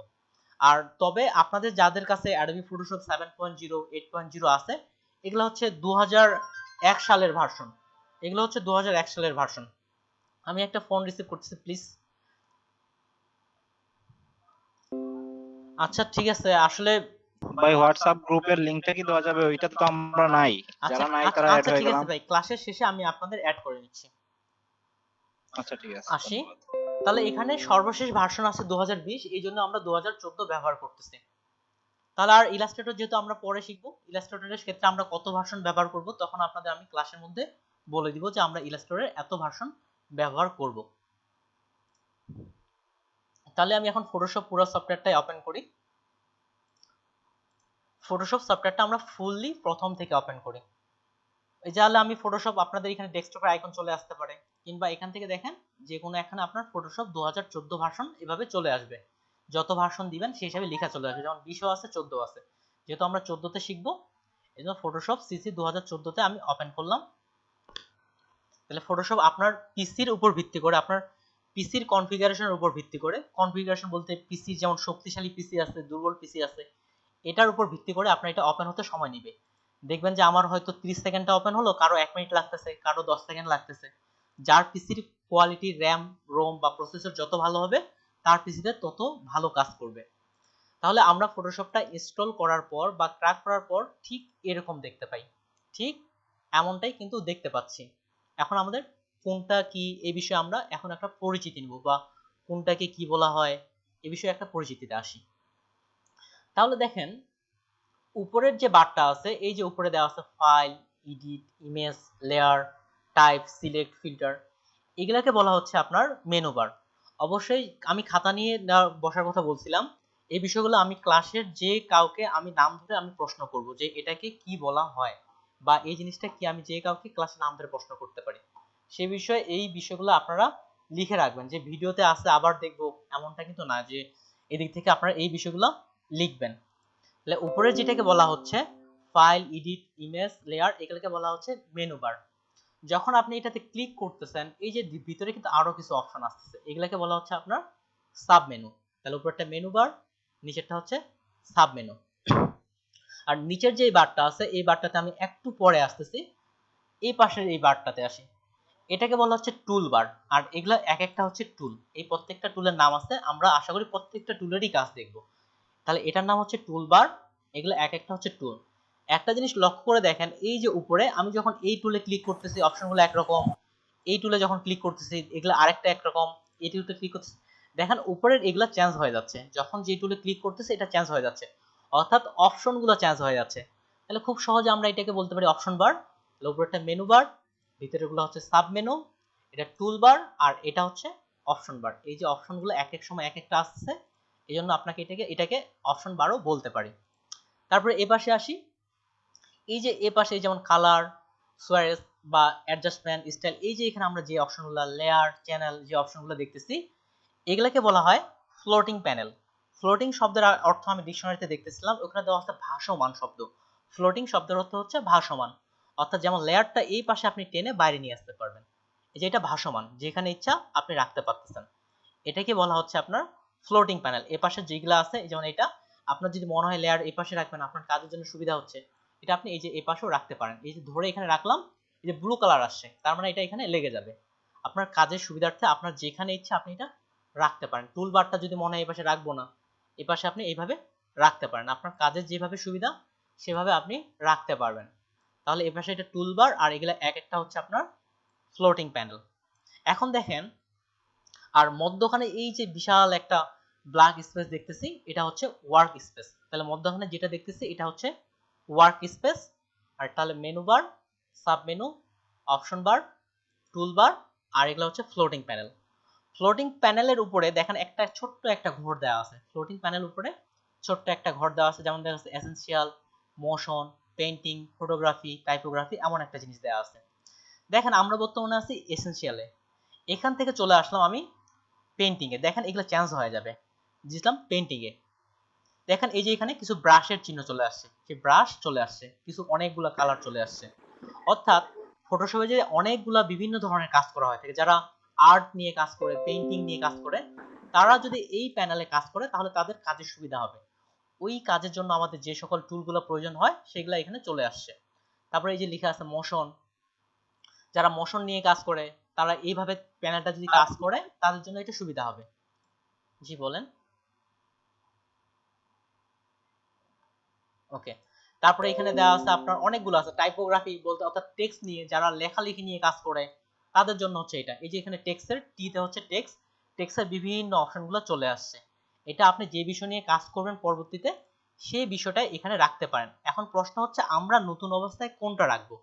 নতুন অবস্থায় আপনি এখান থেকে এই যে এসেনশিয়াল এটা রাখবেন, এটা হচ্ছে বেসিক, এটাই আপনি রাখবেন। ধরে নেন এই অবস্থা থাকা অবস্থায় আপনি কোনো ক্রমে এটা সরে গেছে, যে লেয়ারটা আমার এই পাশে বাইরে চলে আসছে বা এগুলো আমি এরকম করে ফেলছি, এটা আমি কিভাবে ঠিক করব, এই বিষয়টা একটু মনোযোগ দেন। এই এসেনশিয়ালি আপনি এটা কোনোভাবে এটা সরাই ফেলছেন, তাহলে দেখেন এখানে ক্লিক করে দেখেন এটা দেওয়া আছে রেস্ট, এখানে রেস্টে ক্লিক করেন, তাহলে আবার আপনার এটা আগের মতো হয়ে যাবে। যদি কোনো ক্রমে আপনি এটা এইভাবে সরাই ফেলেন, এখান থেকে রেস্টে ক্লিক করবেন, এটা আপনার ঠিক হয়ে যাবে। আরো অনেকগুলো অপশন আছে ঠিক করার, যেহেতু আমরা নতুন আস্তে আস্তে ওই বিষয়গুলো দেখব, আপাতত এতটুকু স্মরণ রাখেন। তাহলে পুরো ফটোশপের দিক থেকে আমরা পরিচিত হয়ে গেলাম। এই যে ক্লোজ বাটন বা এগুলো তো আপনারা জানেনই। এখন এই যে মধ্যের যে পেজটা আছে, এখানে কোনো পেজ দেয়া নাই। যেমন আমরা মাইক্রোসফট ওয়ার্ডের কাজ প্রায় সবাই জানি। আমি যদি এখানে ওয়ার্ড লিখে সার্চ করি, যে মাইক্রোসফট ওয়ার্ড ওপেন করলাম, যখন আমরা মাইক্রোসফট ওয়ার্ড ওপেন করি তখন কিন্তু দেখেন আমাদের অটোমেটিক্যালি একটা পেজ দিয়ে দিচ্ছে, আমরা এই পেজে সরাসরি লিখতে পারতেছি, এই যে সরাসরি লিখতে পারতেছি, যা ইচ্ছা লিখতে পারতেছি। কিন্তু দেখেন ফটোশপের ক্ষেত্রে কিন্তু এখানে পেজ দেয়া নাই, আমাদের প্রত্যেকবার আমাদের নিচ থেকেই পেজ ক্রিয়েট করতে হয়, নিচ থেকেই আমাদের পেজ তৈরি করতে হয়। তাহলে আমরা কখন এক একটা কাজের জন্য এক একভাবে পেজ তৈরি করতে হয়, এক এক সময় এক একটা কালার মোড নিতে হয়, সেই বিষয়টা নিয়ে আমরা এখন আলোচনা করব বা কিভাবে পেজ তৈরি করতে পারি। এই যে ফ্লোটিং প্যানেল বা এগুলা নিয়ে কারো কোনো প্রশ্ন আছে কি, বলতে পারেন আমাকে। ওকে, এই বিষয়টা এখন যেটা আসতেছে, ভাইয়া, জি ভাইয়া বলেন। এই যে এসেনশিয়াল পার্ট যেটা দিচ্ছেন এটার নাম কি? এই এসেনশিয়ালি হচ্ছে বেসিক কাজগুলো, অর্থাৎ যেগুলো বেসিক কাজগুলো হয় এই পার্টে প্রায় বেসিক সব জিনিসগুলোই থাকে ফটোশপের সাধারণভাবে ডিফল্ট ভাবে। বারের নামটা কি বলছে? বারের নামটা কি জানতে চাইছি। ও, এটাকে বলা হচ্ছে অপশন বার, এই পুরো বারটাকে আপনার অপশন বার বলা হচ্ছে। ধন্যবাদ। অপশন বারও বলতে পারেন, কন্ট্রোল বারও বলতে পারেন, কন্ট্রোল বারও বলা যেতে পারে, অপশন বারও বলা যেতে পারে। ওকে, তাহলে এখন যে বিষয়টা সেক্টরটাতে আসবো, এই সেক্টরটা খুবই গুরুত্বপূর্ণ। আমরা ফটোশপে যতদিন কাজ করি না বা ইলাস্ট্রেটরে কাজ করি, সবসময় এই সেক্টরটা আপনাকে ফ্লো করতে হবে, যার কারণে এই বিষয়টাতে একটু ফুললি ভাবে মনোযোগটা দিবেন। আমরা নতুন একটা পেজ তৈরি করতে যাচ্ছি, নতুন একটা পেজ তৈরি করতে যাচ্ছি। নতুন একটা পেজ তৈরি করার জন্য আপনাকে ফাইলে যেতে হবে, ঠিক সিমিলার অন্যান্য সকল সফটওয়্যারে যেরকমটা হয় ঠিক সিমিলার। তাহলে আমরা কোথায় যাব, ফাইল, ফাইলে দেখেন এখানে নিচে দেওয়া আছে নিউ, নিউতে হচ্ছে নতুন পেজ, আর পাশে শর্টকাটগুলো লেখা আছে, এটা শর্টকাট কি, কন্ট্রোল এন। তো ফাইল থেকে আমি নিউ এ ক্লিক করলাম, দেখেন ছোট্ট একটা মেনু আসছে, এই মেনুগুলোকে বলা হয় পপ আপ মেনু, এটাকে আমি ক্লোজ করে দিলাম। আর শর্টকাট কি ছিল ভাইয়া অন্য আরেকজন স্ক্রিন শেয়ার করছে, আপনারটা দেখা যাচ্ছে না। আচ্ছা আচ্ছা, যিনি স্ক্রিন শেয়ার করছেন প্লিজ স্টপ করে নেন। আচ্ছা শাহিন মিয়া ভাই, আপনি স্ক্রিন শেয়ার করছেন, একটু স্টপ করে নেন। এই যে স্টপ প্রেজেন্টিং, এখানে ক্লিক করেন আপনি, এটা এখানে না, ওই যে স্টপ প্রেজেন্টিং লেখা আছে, ধীরে ধীরে করেন, সমস্যা নেই। ওকে, নতুন অবস্থা আমাদের সমস্যাটা হয়। ওকে, আবার শেয়ার করছি, আই থিংক আমার স্ক্রিন শো করাচ্ছে এখন। জি ভাই। ওকে, তাহলে ফাইল থেকে হচ্ছে নিউ, আর এটাকে বলা হচ্ছে পপ আপ মেনু। আপনি যদি কন্ট্রোল এন চাপেন কিবোর্ড থেকে, কন্ট্রোল এন, আমি আপনাদের সুবিধার্থে আরো একটা সফটওয়্যার ডাউনলোড করছি। এই সফটওয়্যারটা কি করবে, আমি কি কি বাটন চাপতেছি এই কোণে লেখা আসবে, এই যে কোণে আমার বর্তমান মাউসটা যেখানে লেখা আছে কি কি বাটন চাপতেছি, আমি শর্টকাটগুলো যদি না বলি এখানে লেখা দেখতে পাবেন। যেমন আমি কন্ট্রোল এন চাপছি, এই যে দেখেন কন্ট্রোল এন লেখা আসছে। ওকে, এটা আপনাদের সুবিধার্থে আমি সফটওয়্যারটা খুঁজে বের করছি। ফাইল থেকে ভাই নিয়ে, এই সফটওয়্যারটার নামটা কি? এটার নাম হচ্ছে আপনার কি দেওয়া আছে, স্পট অন দা মাউস। তাহলে ফাইল থেকে নিউ, এখানে আসলাম, কিংবা আপনি কন্ট্রোল এন চেপে এই কাজটা করতে পারেন। আমি সবসময় শর্টকাটে কাজ করতে পছন্দ করি, তো আপনাদের জন্য আমি শর্টকাট এবং এটা উভয়ই দেখাবো যেন আপনারা করতে পারেন। আমরা প্রশ্ন হচ্ছে শর্টকাটে আমরা কেন কাজ করব, আমাদের কাজের দ্রুততা আনার জন্য আমরা অবশ্যই শর্টকাট ব্যবহার করব।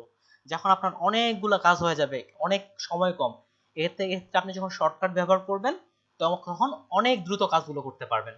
এই জন্য আমরা শর্টকাট জিনিসগুলো সাথে সাথে শিখে রাখবো। আর এভাবে ধরে যে মুখস্থ করতে হবে এমনটাও না, কাজ করতে করতে মুখস্থ হয়ে যায়। যেমন কন্ট্রোল এন, এনতে হচ্ছে নিউ, এই যে নিউ, এনতে হচ্ছে নিউ, এটা আমরা সরাসরি এভাবে স্মরণ রাখতে পারি। তাহলে আমি কন্ট্রোল এন দিয়ে একটা নতুন পেজ নিলাম। এই পেজে এখন প্রথমত আস্তে আস্তে নেম, প্রথমত আসছে এখানে নেম, অর্থাৎ আপনার ফাইলের নাম আপনি কি দিবেন। আপনি আপনার ইচ্ছা মতো যা ইচ্ছা তাই নাম দিতে পারেন, কিন্তু আমাদের কাজের ক্ষেত্রে আপনার যা নাম সেটাই রাখবেন। আপনি যদি বিজনেস কার্ড ডিজাইন করেন তাহলে বিজনেস কার্ড রাখবেন, বা যেই ডিজাইনটা করতেছেন সেটা এখানে নাম রাখবেন। তাহলে নাম আমি আপাতত LEDP লিখে রাখলাম। আপনি যা ইচ্ছা নাম দিতে পারেন, তবে যেই কাজটা করতেছেন সেই নামটা রাখবেন। যখন আপনার হাজার হাজার ফাইল হয়ে যাবে তখন তো খুঁজে পেতে আপনার অসুবিধা হবে, এই জন্য সুন্দর করে একটা নাম লিখলেন। এরপরে এখানে লেখা আছে প্রিসেট। প্রিসেট অর্থ কি? প্রিসেট অর্থ হচ্ছে পূর্ব থেকে যেটা সেট করা, আগে থেকেই যেটা সেট করা, সেটাকে বলা হচ্ছে প্রিসেট। আমাদের কিছু কিছু ডিজাইনের সাইজ, যেমন A4 পেজ সবাই চিনেন হয়তো, এই যে আমাদের প্রিন্টের বা এদিকে A4 পেজ বাংলাদেশে খুবই জনপ্রিয়। A4 পেজ চিনেন না? ওকে, A4 পেজ হচ্ছে খুবই জনপ্রিয়। এটারও কিন্তু হাইট এবং হ্যাঁ অফসেট কাগজ বলে যে, হ্যাঁ অফসেট বাই দিক থেকে, যেমন A4 পেজ আছে, লেটার পেজ আছে, লিগ্যাল পেজ আছে, অনেকগুলো পেজ আছে। এই যে ফটোকপি বা বাংলাদেশে যে ডিজাইনগুলো ব্যবহার করা হয়, এখানে A4 পেজটাই, হ্যাঁ A4 পেজটাই সবচেয়ে বেশি ব্যবহার হয়। লিগ্যাল পেজটা A4 এর থেকে একটু লম্বা হয়, আর হচ্ছে যেটা লেটার পেজ, এটা A4 পেজের তুলনায় একটু চ্যাপ্টা হয়। এই পেজগুলোর কিন্তু একটা সাইজ আছে। যেমন আমরা যদি লেটার পেজের সাইজ দেখি, এটা ইঞ্চিতে যদি মাপেন তাহলে এটা হচ্ছে 8.5 ইন্টু 11 ইঞ্চি। এভাবে অনেকগুলো পেজের সাইজ আমাকে এইভাবে কষ্ট করে লিখতে হবে না। ফটোশপ কি করছে, পূর্বে থেকে অনেকগুলো সাইজ দেওয়া আছে। যেমন দেওয়া আছে ইউএসএ পেপার, অর্থাৎ ইউএসএ যে পেপারগুলো ব্যবহার হয় সেই পেপারগুলোর নাম এখানে দেওয়া আছে। যেমন ইউএসএ যে লেটার পেজ একটা পেজে যেটা বললাম, এটা সাইজ হচ্ছে 8.5 ইন্টু 11 ইঞ্চি, সেটা অটোমেটিক্যালি এখানে চলে আসতেছে। যদি আমি এখন জানতে চাই যে A4 পেজের সাইজ কত, আমাকে লিখতে হবে না। এই যে ইন্টারন্যাশনাল পেপারে আসলাম, তারপর এখানে আপনার যেটা দরকার, যেই পেপারের সাইজ দরকার, A4 দরকার A4 ক্লিক দেন, অটোমেটিক্যালি সে তার সাইজটা নিয়ে নেবে। যেমন A6 দরকার, A6 অটোমেটিক্যালি সাইজটা আপনার চলে আসবে। এটাই হচ্ছে প্রিসেট। এছাড়াও প্রিসেটে ওয়েব দেওয়া আছে, মোবাইল ডিভাইস, অর্থাৎ মোবাইলের ক্ষেত্রে যেই সাইজগুলো ব্যবহার করা হয়ে থাকে সেই সাইজগুলো পূর্বে থেকে ফটোশপের এখানে আছে। মোবাইলের রেজুলেশন ভিত্তিক কাজ করা হয়ে থাকে, এই যে এখানে রেজুলেশনগুলো দেয়া আছে। তাহলে আমরা আপাতত প্রিসেটটা বাদ দিলাম। তাহলে এটা হচ্ছে পূর্বে থেকে কিছু সাইজ দেওয়া আছে, এটাই হচ্ছে প্রিসেট। এবার আসি এখানে সাইজের বিষয়টা। সাইজের ক্ষেত্রে প্রথমে আমরা এ পাশেরটা দেখি। এখানে দেখেন দেওয়া আছে প্রায় এখানে 7টা দেওয়া আছে। যদি আসি 1 2 3 4 5 6 7, এটা হচ্ছে পরিমাপের অংশ। যেমন আমরা রাস্তা পরিমাপ করতেছি কিলোমিটারে, পেজ পরিমাপ করতেছি ইঞ্চিতে বা সেন্টিমিটারে, বা ওয়েবের ক্ষেত্রে পিক্সেলে ব্যবহার হয়, এটা হচ্ছে পরিমাপের একক। এখানে টোটাল 7টা দেওয়া আছে। এই 7টা আমরা এতগুলো ব্যবহার করি না, তবে কোন কোন বিষয়গুলো আমরা বেশি ব্যবহার করি এটা একটু স্মরণ রাখেন। এই যে পিক্সেল, ইঞ্চি, সেন্টিমিটার, এই তিনটাই সবচেয়ে বেশি ব্যবহার হয়। পিক্সেল, ইঞ্চি, সেন্টিমিটার, এই তিনটাই সবচেয়ে বেশি ব্যবহার হয়, আর এগুলো তেমন একটা ব্যবহার হয় না। এটা প্রত্যেকটা হচ্ছে মাপ। তাহলে পিক্সেল কখন ব্যবহার করব, ইঞ্চি কখন ব্যবহার করব, সেন্টিমিটার কখন ব্যবহার করব, এটা হচ্ছে কথা। যদি আপনি ইলেকট্রনিক্স ডিভাইসের ক্ষেত্রে বা এক্ষেত্রে কাজ করেন, ইলেকট্রনিক বিষয়টা বলতে আমি কি বুঝাচ্ছি, যেমন আমাদের মোবাইলের একটা ওয়ালপেপার তৈরি করতে যাচ্ছেন, কিন্তু আমার যে জিনিসটা আমার প্রিন্ট হবে না, এই জাতীয় কাজগুলো, যে জিনিসটা আমাদের প্রিন্ট করব না, হতে পারে এটা মোবাইলের একটা ওয়ালপেপার হতে পারে, আপনার একটা ফেসবুকের কভার হতে পারে। ফেসবুকের কভার তো আমরা সবাই জানি, জানি না? ফেসবুকের উপরের দিকে একটা কভার যে থাকে, ফেসবুকের কভার ডিজাইন হতে পারে। এগুলো হচ্ছে আপনারা, এগুলো তো আমরা প্রিন্ট করি না। এমনকি যেগুলো ওয়েবের ক্ষেত্রে, মোবাইলের ক্ষেত্রে, ইলেকট্রনিক্স মিডিয়া যেটা ব্যবহার করা হয়ে থাকে, সেটার ক্ষেত্রে আপনার সাধারণত পিক্সেল ব্যবহার করা হয়ে থাকে। আর যে জিনিসগুলো আমরা প্রিন্ট করি, যেমন লিফলেট, আমরা লিফলেট বলতে পারি, হাতে হাতে প্রিন্ট করে যেটা দেওয়া হয়, ভিজিটিং কার্ড, এই জিনিসগুলো আমরা প্রিন্ট করি। যেগুলো প্রিন্টে ব্যবহার হয় সেগুলোর ক্ষেত্রে সাধারণত ইঞ্চি, সেন্টিমিটার এগুলো ব্যবহার করা হয়ে থাকে, ইঞ্চি কিংবা সেন্টিমিটার। ঠিক আছে, এবার আসি এখানে ওয়াইড এবং হাইট। ওয়াইড জিনিসটা কোনটা? ওয়াইড হচ্ছে আপনাদের প্রস্থ, হাইট হচ্ছে উচ্চতা। খুবই সিম্পল। তাহলে আমার মাউসটা দেখেন, এই যে ডান থেকে বামে আসতেছি, এই যে মাউসটা ডান থেকে বামে, এটা হচ্ছে ওয়াইড। আর হাইট হচ্ছে এই যে উপর থেকে নিচে যাচ্ছি, এটা হচ্ছে হাইট।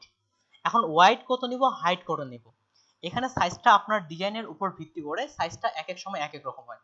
যখন আমরা ডিজাইন করব তখন আপনাদের কোন ডিজাইনের জন্য কত সাইজ ব্যবহার করা হয় সেটা আপনাদের বলে দিব। আপাতত আমি একটা সাইজ নিচ্ছি যেটার নাম হচ্ছে 1920 ইন্টু 1080। এটা হচ্ছে পিক্সেলে নিচ্ছি। এটা কোন সাইজে নিচ্ছি, পিক্সেলে। কেননা এই আমার এই মনিটরের রেজুলেশন হচ্ছে 1920 ইন্টু 1080। এই রেজুলেশনের বিষয়টা হচ্ছে ইলেকট্রনিক্স মিডিয়ার ক্ষেত্রে ব্যবহার হয়ে থাকে। যেমন আমার এটা পিসির ওয়ালপেপার একটা তৈরি করতে যাচ্ছি, আমার এই পিসির সাইজ হচ্ছে 1920 ইন্টু 1080।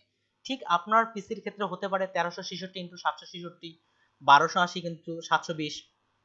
এটা আপনি কিভাবে চেক করবেন যে আপনার পিসির সাইজটা কিভাবে, এটাও দেখাই দিচ্ছি, যদি অন্য ব্যাচের ক্ষেত্রে দেখায়নি। এখান থেকে আপনি সেটিং এ আসলেন, যে সিস্টেম ডিসপ্লে, এই যে আমার এখানে দেওয়া আছে 1920x1080, অর্থাৎ আমার মনিটরের সাইজ হচ্ছে 1920x1080। এই সাইজে আমি একটা পেজ নিতে যাচ্ছি।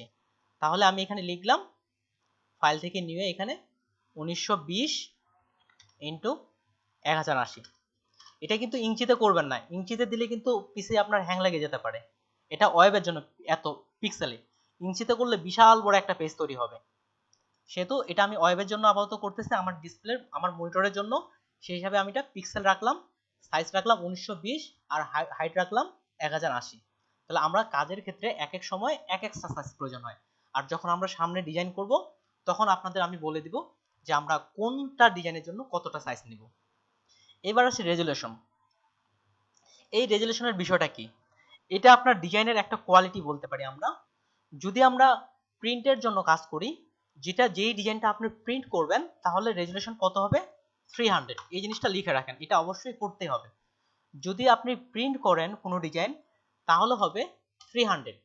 আর যদি ইলেকট্রনিক্স মিডিয়া, হতে পারে আপনি ইন্টারনেটে আপলোড করবেন, সেটা আপনি প্রিন্ট করবেন না, হতে পারে সেটা আপনি আপনার মোবাইলের ওয়ালপেপার, যে কোনো একটা এই ধরনের ডিজাইনগুলো, সোশ্যাল মিডিয়া একটা অ্যাডভার্টাইজ ডিজাইন করতেছেন, এই ডিজাইনগুলোর যদি হয় তাহলে হবে 72। তাহলে আমাকে আপনারা বলেন মুখে, প্রিন্টের জন্য আমরা কত ব্যবহার করব আর ইলেকট্রনিক মিডিয়ার জন্য কত ব্যবহার করব? প্রিন্টের জন্য 200, ওকে, থ্যাংক ইউ। আমাকে এভাবে হচ্ছে 72। আমি যখন প্রশ্ন করব আমাকে উত্তর দেওয়ার চেষ্টা করবেন, উত্তর দেওয়ার পর আবার মিট করেন, তাহলে আমি বুঝতে পারবো যে আপনারা কতটুকু বুঝতেছেন। তাহলে আমাদের প্রিন্টের জন্য হচ্ছে 300, যখন আমরা প্রিন্টের জাতীয় ডিজাইনগুলো করব তখন হবে 300। আর যখন ইলেকট্রনিক্স মিডিয়া, মোবাইল বা এগুলোর জন্য যেটা আমার প্রিন্ট হবে না, এই জাতীয় ডিজাইনগুলোর ক্ষেত্রে আপনি 72 রাখবেন। এটা হচ্ছে স্ট্যান্ডার্ড সাইজ। আপনি এছাড়াও 100 কিংবা এগুলা রাখতে পারেন, কিন্তু আমি যেটা বললাম 300 এবং 72, এটাকে বলা হয় স্ট্যান্ডার্ড সাইজ। স্ট্যান্ডার্ড ভাবে এটাই ব্যবহার করা হয়ে থাকে। কিংবা আপনি প্রিন্ট ডিজাইনের ক্ষেত্রে যদি 300 এর নিচে আসেন তাহলে কি হবে? ধরেন না, প্রিন্ট ডিজাইনের জন্য আমাকে 300 ব্যবহার করা হয়েছে, আপনি ওখানে ভুলে 72 ব্যবহার করলেন, যখন ওই ডিজাইনটা প্রিন্ট করা হবে তখন ওটার প্রিন্টের কোয়ালিটি নষ্ট হয়ে যাবে। এটা হচ্ছে এটা। এবার আসি ওয়েবের ক্ষেত্রে। ওয়েবের ক্ষেত্রে আমাকে 72 ব্যবহার করতে বলছে, কিন্তু আমি এখানে 300 ব্যবহার করছি, তাহলে কি সমস্যা হবে? তাহলে সমস্যা হবে কি, এই যে আমরা ওয়েব পেজ, এটা যে আস্তে আস্তে এটা লোড নিচ্ছি ইন্টারনেটে, এখানে লোডিং টাইমটা বেড়ে যাবে। এই যে দেখবেন এখানে লোড নিতে আসে, অনেক সময় এমনটা হয় না ইন্টারনেট স্লো হলে? ঠিক এমনটাই। আর যদি আপনি ইন্টারনেটের ক্ষেত্রে 72 ব্যবহার করেন, এই সমস্যাটা তুলনামূলক হবে না বললেই চলে। তাহলে আবার আসি, প্রিন্টের জন্য হচ্ছে 300 আর ওয়েবের জন্য হচ্ছে 72, বা ইলেকট্রনিক মিডিয়ার জন্য, যেহেতু আমি আমার মনিটরের জন্য তৈরি করতেছি, অবশ্যই এটা আমি প্রিন্ট করব না, এজন্য আমি এখানে 72 নিলাম। এবার আসি, এখানে এটা যেটা আছে পিক্সেল বা ইঞ্চি, এটাই থাক, এটা আপাতত আমাদের চেঞ্জিং এর প্রয়োজন নাই। এটা আস্তে আস্তে ক্লাসের ক্ষেত্রে আমরা ডিটেইলসে আসবো। এটা আপাতত যেভাবে আছে সেভাবেই থাক। এবার আসি কালার মোড নিয়ে। কালার মোড, এখানে আপনি 5টা কালার মোড পাবেন। এই যে আপনাকে বললাম এখানে 7টা, আপনাদের পরীক্ষার ক্ষেত্রে এই বিষয়গুলো প্রশ্ন আসতে পারে। কিংবা এখানে কালার মোড কয়টা থাকে ফটোশপে? ফটোশপে সাধারণত আপনাদের 5টা কালার মোড থাকে, কিন্তু এখানেও এতগুলো কালার মোড আমরা ব্যবহার করি না। এখানে সাধারণত সবচেয়ে 2টা কালার মোড ব্যবহার হয়, একটা হচ্ছে RGB কালার মোড আর একটা CMYK কালার মোড। তাহলে এটার ডিটেইলস আমি বলতেছি। তাহলে RGB এর পূর্ণরূপ কি? Red, green, blue. তাহলে RGB পূর্ণরূপ হচ্ছে রেড, গ্রিন, ব্লু। আর হ্যাঁ, RGB আমরা কখন এই কালারটা ব্যবহার করব? যখন আপনি সিমিলার ইলেকট্রনিক্স মিডিয়া, অর্থাৎ যেই জিনিসটা আপনি প্রিন্ট করবেন না আপনার ইন্টারনেটে দেওয়ার জন্য, বা আপনার মোবাইলেই থাকবে বা পিসিতে থাকবে, সেটার ক্ষেত্রে কালার ব্যবহার করবেন RGB, যার পূর্ণরূপ হচ্ছে রেড, গ্রিন, ব্লু। অর্থাৎ এই 3টা কালারের সমন্বয়ে আপনার ওই কালারটা তৈরি করবে। আর হচ্ছে যখন আপনি প্রিন্টেড করবেন তখন ব্যবহার করবেন CMYK। যখন আমরা প্রিন্ট ডিজাইন ব্যবহার করব তখন হবে CMYK। এর পূর্ণরূপ হচ্ছে সায়ান, ম্যাজেন্ডা, ইয়েলো, কি ব্ল্যাক। তাহলে আমি একটু গুগল থেকে আপনাদের আরো ক্লিয়ার করে দিই, বিষয়গুলো খাতায় লিখে রাখবেন। তাহলে RGB মিনিং লিখে সার্চ করি, দেখেন তাহলে আছে এই যে রেড, গ্রিন অ্যান্ড ব্লু, এই 3টা কালার নিয়ে আপনার RGB কালারটা হয়। আর যদি CMYK মিনিং লিখে সার্চ করি, দেখেন, এখানে যদি আসি কোথায় লেখাটা আছে, যাও এখানে কোথাও শো আপাতত করতেছে না, যে কোনো ওয়েবসাইটের ভিতর থেকে দেখতে পাবেন। এই যে দেওয়া আছে cyan, magenta, yellow, black. Black বলতে কি ব্ল্যাক বলা হচ্ছে? তাহলে যখন আপনি যাদের কারো কি প্রিন্টার আছে, কালার প্রিন্টার আছে এখান থেকে? জি ভাইয়া, আমার একটা কালার প্রিন্টার। হ্যাঁ, ওখানে দেখেন কালার প্রিন্টারে কিন্তু 4টা কালার থাকে। হ্যাঁ ভাইয়া। প্রিন্টারের ক্ষেত্রে দেখেন 4টা কালার থাকে। এই কালারগুলাই হচ্ছে এটা, এই যে CMYK তে আসি, ওখানে 4টা কালার থাকে। 4টা কালার হচ্ছে একটা জি ভাইয়া। Cyan, magenta, yellow, black. অর্থাৎ যখন আমরা প্রিন্ট করি তখন ওই যে কালারের যে 4টা পট থাকে, ওই যখন আমাদের সায়ান কালার আসে তখন ওই পট থেকে আসে, কালো কালার থেকে যখন আসে ওই পট থেকে আসে। এই জন্য আপনি যদি প্রিন্টের ক্ষেত্রে RGB কালার দেন, সেক্ষেত্রে আপনার দেখবেন প্রিন্টের কোয়ালিটি কালার নষ্ট হয়ে গেছে। ঠিক ওয়েবের ক্ষেত্রে যদি আপনি ভুলে আপনি CMYK দেন, দেখবেন যে ইন্টারনেটের কালারটা নষ্ট হয়ে গেছে। তাহলে যার জন্য যে কালার সেই সময় সেই কালারটা ব্যবহার করব। RGB হচ্ছে ইলেকট্রনিক্স মিডিয়া বা ইন্টারনেটের ক্ষেত্রে, CMYK হচ্ছে আপনার প্রিন্টের ক্ষেত্রে। এছাড়া বিটম্যাপ, গ্রে স্কেল, এটা আমার প্রত্যেকটা জানা আছে, কিন্তু আজকে বলতেছি না, এতগুলো বললে আমাদের গোলমাল লেগে যাবে যে কোনটা কখন ব্যবহার করব। তবে অন্যান্যগুলো ব্যবহার করি না বললেই চলে, শুধু এই দুটো মনে রাখলেও যথেষ্ট। এরপরে নিচের দিকে ব্যাকগ্রাউন্ড, এটা আমরা হোয়াইট পেপার নিতে যাচ্ছি, এই জন্য হোয়াইট। আপনি অন্য কোনো নিতে পারেন, এটাও আমি অন্য বোঝাবো, আজকে এটা হোয়াইটে রাখেন। অর্থাৎ আমার পেজের কালারটা আমি কি নিব, আপনি চাইলে এখান থেকে অন্য কালারও নিতে পারেন। আপনি যে রেড কালার নিতে চান, তাহলে এখান থেকে রেড কালার দিলেন, তাহলে আপনার পেজটা রেড আসবে। কিন্তু ডিজাইনের ক্ষেত্রে সবসময় হোয়াইট কালারই ব্যবহার করা হয়ে থাকে। যদি আপনার খুব প্রয়োজন পড়ে রেড কালারের পেজ লাগবে, সেক্ষেত্রে আপনি এখানে কালারটা চেঞ্জ করতে পারেন। আর নিচে আছে অ্যাডভান্স প্রোফাইল। এই অ্যাডভান্স প্রোফাইলটা যেভাবে আছে এভাবেই থাকে, এটা আপাতত নাড়ার দরকার নেই। আমরা যখন এখানে কালারটা যেমন RGB থেকে CMYK দিলাম, দেখেন অটোমেটিক্যালি এটা চেঞ্জ হয়ে যাচ্ছে। আমার যেটা প্রয়োজন এদিকে চেঞ্জ করলে নিচেরটা অটোমেটিক্যালি ভাবেই সে চেঞ্জ করে ফেলে। এটা এভাবেই থাক। এভাবে একটা আপনার ফাইল নেওয়ার পরে এটা আমি ওকে করব। দেখেন আমার একটা পেজ চলে আসছে। তাহলে এই পেজটা আমার একটা ইলেকট্রনিক্স ডিভাইসের জন্য তৈরি করছি আমি। এটার সাইজ হচ্ছে আমার 1920x1080। এখন সাইজের বিষয়টা আমি আরেকটু রিপিট করি, তারপরে আপনাদের আমি প্রশ্নগুলো নিচ্ছি। আমি এখানে Ctrl+N দিয়ে শর্টকাটে এটা আনলাম। তাহলে এখানে আপনি আপনার ফাইলের নাম দিবেন বোঝার সুবিধার্থে। প্রিসেট মানে পূর্বে থেকে অনেকগুলো সাইজ দেওয়া আছে, এমন কোনো সাইজ আপনি এখান থেকে সরাসরি নিতে পারেন, কিংবা এখান থেকে আপনি সরাসরি লিখে দিতে পারেন। আর এখানে অনেকগুলো মেজারমেন্ট আছে, প্রায় 60টা। যখন আমরা ইন্টারনেটের জন্য ব্যবহার করব তখন হবে পিক্সেল, বা ইলেকট্রনিক্স মিডিয়ার জন্য ইঞ্চি হবে, প্রিন্টের ইঞ্চি বা সেন্টিমিটার, এটা প্রিন্টের জন্য বেশি ব্যবহার হয়ে থাকে। রেজুলেশন ওয়েবের ক্ষেত্রে 72, আর প্রিন্টের জন্য 300। কালার মোড হবে প্রিন্টের জন্য CMYK, এবং RGB হবে ইলেকট্রনিক্স মিডিয়ার ক্ষেত্রে। এতটুকুই। আর কালার বিট রেট আপাতত 8ই রাখেন, এটা কালার বিট রেট যত নেবেন তত বেশি কালার সাপোর্ট করবে, কিন্তু 8 বিট রেট রাখলেই এনাফ, সমস্ত কালার সে সাপোর্ট করতে পারে। এখন এই যে ফাইল নেওয়া থেকে যে কারো প্রশ্ন থাকলে আমাকে ফ্রিলি প্রশ্ন করেন, যে এটা বুঝিনি বা এটা কেন। আপনাদের প্রশ্ন না থাকলে কিন্তু আমি আপনাদের নাম ধরে প্রশ্ন করব। তার মানে আপনাদের প্রশ্ন না থাকলে আপনারা বুঝছেন। ভাইয়া হ্যাঁ। বিটটা বুঝিনি। আচ্ছা, এক এক করে প্রশ্ন নেই। আচ্ছা প্রথম, ঠিক আছে আপু, আপনি আগে বলেন। কালার বিটটা বুঝিনি। এখানে এটা কালারের মোডটা, মোডটা বুঝছি, বাট ওই যে বিটটা 8 নাকি? ও কালার বিটের। আপু এটা আমি ডিটেলসও বলিনি, আপাতত কালারের জন্য আপনি 8 বিটে রাখেন। আমি এটার ডিটেলস অবশ্য আজকে বলিনি আপু। আপাতত ডিজাইনের জন্য আপনারা কালার 8 বিটে রাখেন। আচ্ছা, ওকে। আর যতটুকু দেখাইলাম এখান থেকে আর কারো কোনো প্রশ্ন আছে? আচ্ছা নোমান খান ভাই, ঠিক আছে আপনি বলেন। আপনার এখান থেকে নয়েজও হচ্ছে। ইলেকট্রনিক মিডিয়া যেটা, এটাতে আমি RGB ছাড়া ওইটাই ইউজ করতে পারি, প্রিন্টেড যেটা।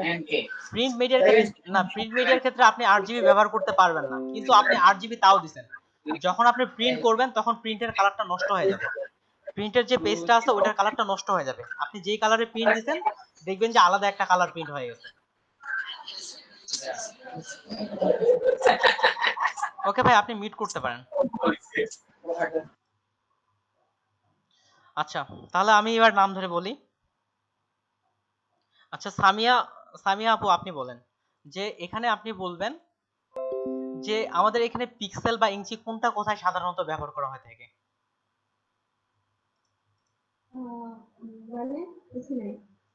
আচ্ছা আচ্ছা, আপনাকে অবশ্য আমি বলিনি।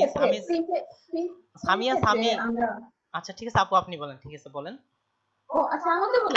আচ্ছা আপনাকে বলিনি, ঠিক আছে আপনি যেহেতু বলতে যাচ্ছেন আপনি বলেন, সমস্যা নেই। মানে প্রিন্টের ক্ষেত্রে আমরা পিক্সেলটা নিব ইন্টারনেট বা ইলেকট্রনিক ইস্যুর ক্ষেত্রে, জি আর প্রিন্টের ক্ষেত্রে নিব মানে ইঞ্চি বা সেন্টিমিটার। হ্যাঁ, ইঞ্চি বা centimetre. Thank you so much. তাহলে আমরা একটা নতুন পেজ তৈরি করে ফেলছি। এবার আমরা আজকে কিছু বেসিক জিনিস দেখি। আমি একটু আমাদের যে এলএডিবির ক্লাস মডিউল সেখানে আসি। সেখানে এটা অলরেডি আমরা কি কি কাজ করবো দেয়া আছে। আজকে ডে 1 এর আমরা কতটুকু শিখলাম। তাহলে ইন্ট্রোডিউস উইথ গ্রাফিক ডিজাইন, অর্থাৎ গ্রাফিক ডিজাইন কি বা কোনটাকে কি বলে, এটা হচ্ছে গ্রাফিক ডিজাইন। ওই যে বর্ণনাটা দিলাম এটা হচ্ছে সেটাই। Different design of Photoshop, Photoshop সম্পর্কে এটা জানলাম। আর এখান থেকে ধরতে গেলে আমরা এই যে দেওয়া আছে ডকুমেন্ট সেটআপ, এটা শিখলাম আমরা। যে আমরা ডকুমেন্ট বলতে এই যে পেজ, এটাকে বলা হচ্ছে ডকুমেন্ট। এটা ডকুমেন্ট সেটআপটা কেন আগে আসলাম বা এটা কেন আসেনি, আসলে ডকুমেন্ট না নিলে এইদিকে এগুলো একটাও কাজ করবে না। তাহলে আমরা এতক্ষণ ধরে ডকুমেন্ট সেটআপ শিখছি। এবার আমরা যেটা দেখব এটা হচ্ছে স্ক্রিন মোড আর ফটোশপ ইন্টারফেস ওভারভিউ। এই যে বললাম কোনটাকে মেনু বার বলে, কোনটাকে ফ্লোটিং প্যানেল বলে, এটা হচ্ছে ফটোশপ ইন্টারফেস। এবার আসি স্ক্রিন মোড জিনিসটা কি। স্ক্রিন মোড জিনিসটা আমাদের শুরুতেই জানা প্রয়োজন। আমি প্রথমে শর্টকাট দিয়ে শুরু করি, তারপর ভিতর থেকে কি করব কিভাবে করব সেটা দেখেন। কিবোর্ড থেকে দেখেন আপনার ধরে নেন ভুলে এফ প্রেস হয়ে গেছে। এখন আমার সবগুলো টুল একটাও আর শো করাচ্ছে না, একটাও শো করাচ্ছে না। কিন্তু এটা এখন ঠিক করব কিভাবে। কিবোর্ড থেকে যদি ধরে নেন আপনার ভুলে এফ প্রেস করেন, তাহলে দেখবেন যে এটা চেঞ্জ হয়ে যাচ্ছে। যেমন এটা আমার কি হয়েছে, আমার নিচের দিকে যে টাস্ক বার এটা শো করাচ্ছে না, এবার করলাম একেবারে ফুল স্ক্রিন হয়ে গেছে। এই যে এটাকে বলা হচ্ছে স্ক্রিন মোড। আপনার কাজের ক্ষেত্রে যেমন এই যে আমার এখানে ফটোশপ বা আইকনগুলো দেখা যাচ্ছে না, প্রথমবার চাপতেছি এটা আমার চলে যাচ্ছে, আবার এফ চাপতেছি এটা ফুল স্ক্রিন হচ্ছে, আবার যখন চাপতেছি পুনরায় চলে আসতেছে। তাহলে এটা কি কি চাপলে হবে, কিবোর্ড থেকে এফ বাটন চাপলে। এটাকে বলা হচ্ছে স্ক্রিন মোড। অর্থাৎ আপনার যেই মোডে কাজ করতে সুবিধা মনে হয় আপনি সেই মোডে কাজ করতে পারেন। আমাকে সাধারণত এই মোডেই কাজ করতে ভালো লাগে, এই জন্য আমি এই মোডে কাজ করতেছি। আপনারাও এই মোডে কাজ করতে পারেন। এই অপশনটা আমরা ভিতর থেকে কিভাবে করব, যেমন এটা দেখার বিষয়, এই জন্য চলে যাব ভিউ থেকে দেখেন লেখা আছে এই যে স্ক্রিন মোড, এখান থেকে এই যে দেওয়া আছে full screen mode with menu bar, menu bar গুলো সব ফুল স্ক্রিন আসতেছে। আবার ভিউ থেকে স্ক্রিন মোড, এখান থেকে ফুল স্ক্রিন। এখানে একটা ওয়ার্নিং আসতেছে যে আপনার যদি ফুল স্ক্রিন হন কিভাবে ব্যাক আসবেন, যে ওয়ার্নিংটা পরে নেবেন। এই যে দেওয়া আছে এফ বাটন চাপতে বলছে বা ইএসসি এই বাটনটা চাপতে বলছে। তাহলে এফ বাটন চাপলে হবে, ইএসসি বাটন চাপলেও এটা ঠিক হয়ে যাবে। এটাকে বলা হচ্ছে স্ক্রিন মোড।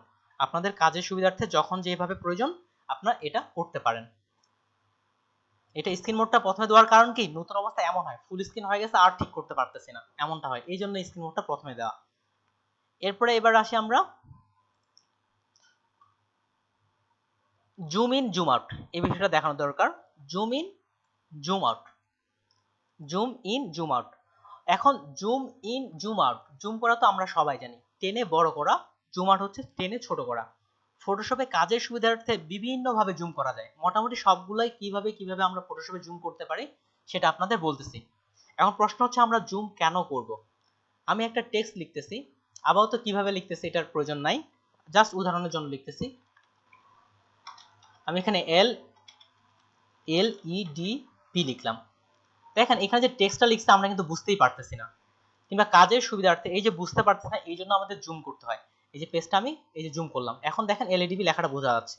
এই যে এখন আমরা LEDP লেখাটা বুঝতে পারতেছি। এই কাজের সুবিধার্থে আমাদের জুম ইন জুম আউট করতে হয়। তাহলে এই কিভাবে জুম ইন জুম আউট করা যায় এই বিষয়টা আপনারা নোট করেন।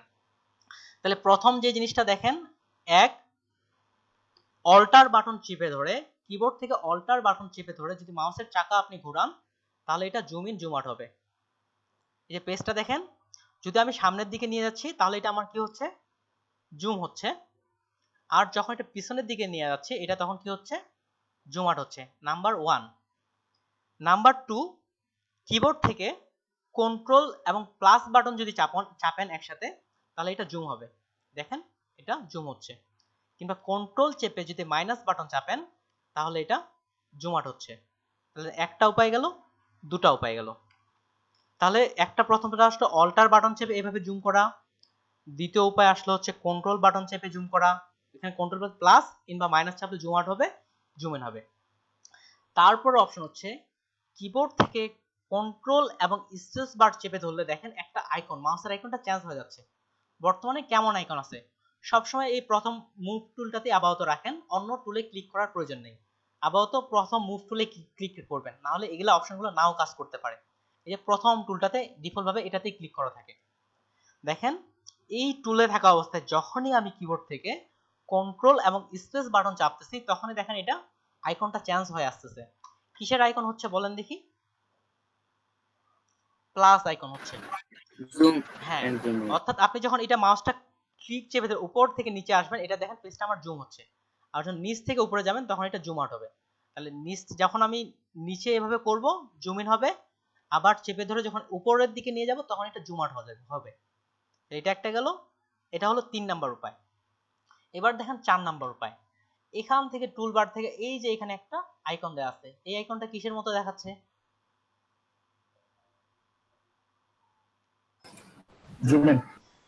জুমের, কিন্তু আমার এই দিক থেকে যদি রিয়েল লাইফে দেখি আতশী কাছে সম্ভবত বলা হয়, বা ম্যাগনিফাইং গ্লাস, আতশ কাছের মতো দেখাচ্ছে। আতশ কাচ দিয়ে আমরা সবাই জানি কি হয়, কোন টেক্সটকে বা লেখাকে ছোট বা বড় করে দেখা যায়। তাহলে সিম্পল এইখান থেকে মুভ টুলে এখানে একটা জাস্ট ক্লিক করবেন, তাহলে দেখেন আইকনটা আপনাদের জুম চলে আসে। এখানে আপনার কিবোর্ড থেকে কোনো বাটন চাপার প্রয়োজন নেই, যে ক্লিক করেন তাহলে এটা একটা করে জুম হচ্ছে। দেখেন আমি ক্লিক করতেছি, পেজটা জুম হচ্ছে। তাহলে জুম আউট করব কিভাবে? অল্টার বাটন চেপে কিবোর্ড থেকে দেখেন আইকনটা একটা মাইনাস চিহ্ন আসছে, এবার যদি ক্লিক করেন তাহলে এটা জুম আউট হবে। যদি আমি কোনো বাটন না চাপি এখানে ক্লিক করি তাহলে জুম ইন হবে, আর যদি অল্টার বাটন চাপি তাহলে এটা জুম আউট হবে। তাহলে টোটাল অলরেডি কয়টা বললাম? সম্ভবত 4টা বলা হয়ে গেছে। এবার আরেকটা জিনিস বলি, এখানে এই যে কোণে দেখেন একটা অপশন আছে 25, কোণে দেখেন লেখা আছে 25, অর্থাৎ আমার এই পেজটা বর্তমান 25% জুম হয়েছে। আর 100% হচ্ছে পারফেক্ট জুম, অর্থাৎ আপনার পেজ যতটা নিছেন ঠিক ততটাই জুম। এই যে আমি এখানে জুম বাড়াচ্ছি, দেখেন এটা আমার 50% জুম করা হয়ে গেছে। আপনি চাইলে এখান থেকে লিখেও দিতে পারেন, আমি চাচ্ছি 75% জুম হবে, আমি কিবোর্ড থেকে 75 লিখে এন্টার করলাম, এটা 75% জুম হয়ে গেল। 100% জুম প্রয়োজন, 100 লিখে এন্টার করলাম, যে আমার 100% জুম হয়ে গেল। এভাবেও আপনি জুম করতে পারেন। এবার দেখেন আমি যদি কন্ট্রোল চেপে 1 চাপি, কন্ট্রোল চেপে 1 চাপি তাহলে সেটা 100% জুম হয়ে যাবে। যে পেজে থাক, এই যে এখানে দেখেন কি আসছে 100%। কন্ট্রোল চেপে যদি 1 চাপি তাহলে 100% জুম হবে। আর যদি কন্ট্রোল চেপে 0 বাটন চাপি তাহলে এটা হবে ফিট। ফিট বলতে কোনটাকে বোঝাচ্ছে? যেমন আপনার মনিটরের উপর ভিত্তি করে সে যতটুকু জায়গা আছে পুরো জায়গাটাতে দেখাবে, কারণ এখানে আর এখানে যতটুকু প্রয়োজন এক কথায় পুরো ডিজাইনটা আপনাকে শো করাবে। কন্ট্রোল 0 পুরো ডিজাইনটাই আপনার শো করাবে যদি কন্ট্রোল 0 চাপেন, আর কন্ট্রোল 1 চাপলে এটা 100% জুম হবে। তাহলে জুমের বিষয়টা আমি আরেকবার রিভিউ করি প্রথম থেকে। তাহলে প্রথম 1 নাম্বার অল্টার বাটন চেপে মাউসের চাকা সামনে এবং পিছনে নিলে আপনার জুম ইন এবং জুম আউট হবে। 2 নাম্বার অপশন, কিবোর্ড থেকে কন্ট্রোল প্লাস বাটন চাপলে এটা জুম ইন হবে, মাইনাস বাটন চাপলে জুম আউট হবে, zoom in zoom out. 3 number option, keyboard থেকে কন্ট্রোল এবং স্পেস বাটন চেপে ধরলে এটা আপনার জুম ইন হবে, জুম আউট হবে। এই যে আমি সবচেয়ে আমার পার্সোনালি আমি এটা ব্যবহার করি, আমি পার্সোনালি এভাবে জুম ইন জুম আউট করতে আমাকে খুব ভালো লাগে, এটা কেননা খুব স্পিডে কাজটা করা যায়। এটা একটা গেল। 4 নাম্বার অপশন, এখানে আতশী কাছের মতো, অর্থাৎ এটাকে বলা হয় জুম টুল, এটাকে বলা হচ্ছে জুম টুল, বা মাউসটা এখানে ধরে রাখলে কোন টুলের কি নাম চলে আসবে এখানে, এই যে লেখা আসতেছে জুম টুল। শর্টকাট হচ্ছে জেড, কিবোর্ড থেকে জেড চাপলে এই টুলটা অ্যাক্টিভ হয়ে যাবে। তারপরে এখানে একটা প্লাস বাটন আসছে, একটা এখানে দেখেন প্লাস বাটন আসছে, এই প্লাস বাটনে আমরা যখনই ক্লিক করব তখনই সেটা জুম হবে, আর যখন অল্টার বাটন ক্লিক করব তখন সেটা জুম আউট হবে। এটা হলো 4 নাম্বার নিয়ম। যদি আমি কন্ট্রোল চেপে 1 বাটন চাপি তাহলে সেটা কত পার্সেন্ট জুম হবে? যে কেউ আমাকে বলেন, একটু আগে বলছি। 100%। হ্যাঁ, ওকে, থ্যাংক ইউ সো মাচ। তাহলে আমরা যদি কিবোর্ড থেকে কন্ট্রোল চেপে 1 বাটন চাপি তাহলে 100% জুম হবে, আর যদি কন্ট্রোল চেপে 0 বাটন চাপি তাহলে সেটা কি হবে? ফিট হয়ে যাবে, অর্থাৎ আমার স্ক্রিন যতটুকু পুরো ডিজাইনটাই আমাকে শো করাবে। এটা হলো জুম। দেখেন জুম নিয়ে আমি একটু পরে প্রশ্ন করব, প্রশ্ন থাকলে আমাকে করতে পারেন। এবার আসি ডকুমেন্ট প্যান। ডকুমেন্ট প্যান কোনটাকে বলা হয় থাকে? আমি দেখেন কাজের ক্ষেত্রে আমি অনেকটা জুম করে ফেলছি, এই যে এখানে অনেকটা জুম করে ফেলছি, বা আমি এখানে কোনো কিছু আমি একটা কাজ করি তাহলে বুঝতে অসুবিধা হবে। আচ্ছা আমি এখান থেকে আমি এটা কিভাবে করতেছি এটা আপাতত দেখার প্রয়োজন নাই আপনাদের। শুধু দেখি যে ডকুমেন্ট প্যান কোনটাকে বলে। যেমন এখানে আমি একটা ডিজাইন নিছি, আমার দেখেন জুম করতে করতে এ পাশে জুম করে ফেলছি, এই যে এ পাশে জুম করা হয়েছে, কিন্তু আমি তো কাজ করতে চাচ্ছি এই জায়গায়, কিন্তু আমার জুমটা কোথায় হয়ে গেছে এই জায়গায়। এই যে আমি ওই জায়গা থেকে বা ওই যে একটু আগে একটা শেপ নিলাম, একটা এই কালারের যে একটা শেপ নিলাম, এখানে গিয়ে যাওয়াটা আমরা যে এই যে সরাবো, এই যে আমি সরাই নিয়ে যাচ্ছি, এটাকে বলা হয় ডকুমেন্ট প্যান। তাহলে ডকুমেন্ট প্যান কিভাবে কাজটা করব? যখন আপনি কিবোর্ড থেকে স্পেস বাটন ক্লিক করবেন, যেমন আমি স্পেস বাটন চাপছি, দেখেন এখানে একটা হাতের ছবি চলে আসছে। যখন এই হাতের আইকনটা আসছে দেখেন, আপনি এই পেজটাকে এখন সরাইতে পারবেন। আমার যেখানে প্রয়োজন আমি সেখানে এটা ইচ্ছা মতো সরাইতে পারতেছি। এটা হচ্ছে অনেকটা জুম করার পর যেখানে ইচ্ছা এই যে সরাচ্ছি, এটাকে বলা হচ্ছে ডকুমেন্ট প্যান। ঠিক সিমিলার এই যে এখানে এই যে একটা বললাম জুম টুলের উপরে এখানে একটা হাতের ছবি দেওয়া আছে, এই যে এখানে দেওয়া আছে হ্যান্ড টুল। এই হ্যান্ড টুলে ক্লিক করবেন, শর্টকাট হচ্ছে এইচ, এই যে পাশে লেখা আছে শর্টকাটটা। হ্যান্ড টুলে ক্লিক করলে আপনার স্পেস বাটন চাপতে হবে না, এভাবে আপনি জুম ইন জুম আউট করতে পারবেন। আর আবার মুভ টুলে আসলেন, মুভ এটা সরানোর জন্য সাধারণত ব্যবহার হয়। তাহলে ডকুমেন্ট প্যান কোনটা? যখন আমরা জুম করি আপনি সরাসরি স্পেস বাটন চাপলেই এভাবে সরাইতে পারবেন। আর যদি স্পেস বাটন না চাপতে চান তাহলে এখানে হ্যান্ড টুলে ক্লিক করে এটা এভাবে সরাইতে পারবেন। তবে আমি যখন আমার কাজ করি আমি কখনোই এই হ্যান্ড টুলে ক্লিক করি না। আমার যখন সরানোর প্রয়োজন হয় আমি প্রত্যেকবার স্পেস চাপি, কেননা স্পেসটাই আপনার কমফোর্টেবল বেশি। এই যে এখান থেকে এখানে আসলাম তারপর সরাচ্ছি, একটা সময় লাগে, কিন্তু কিবোর্ড থেকে স্পেস চাপলেই এতে সরাইতে পারতেছে। তাহলে এই সরানোর বিষয়টাকে বলা হচ্ছে ডকুমেন্ট প্যান।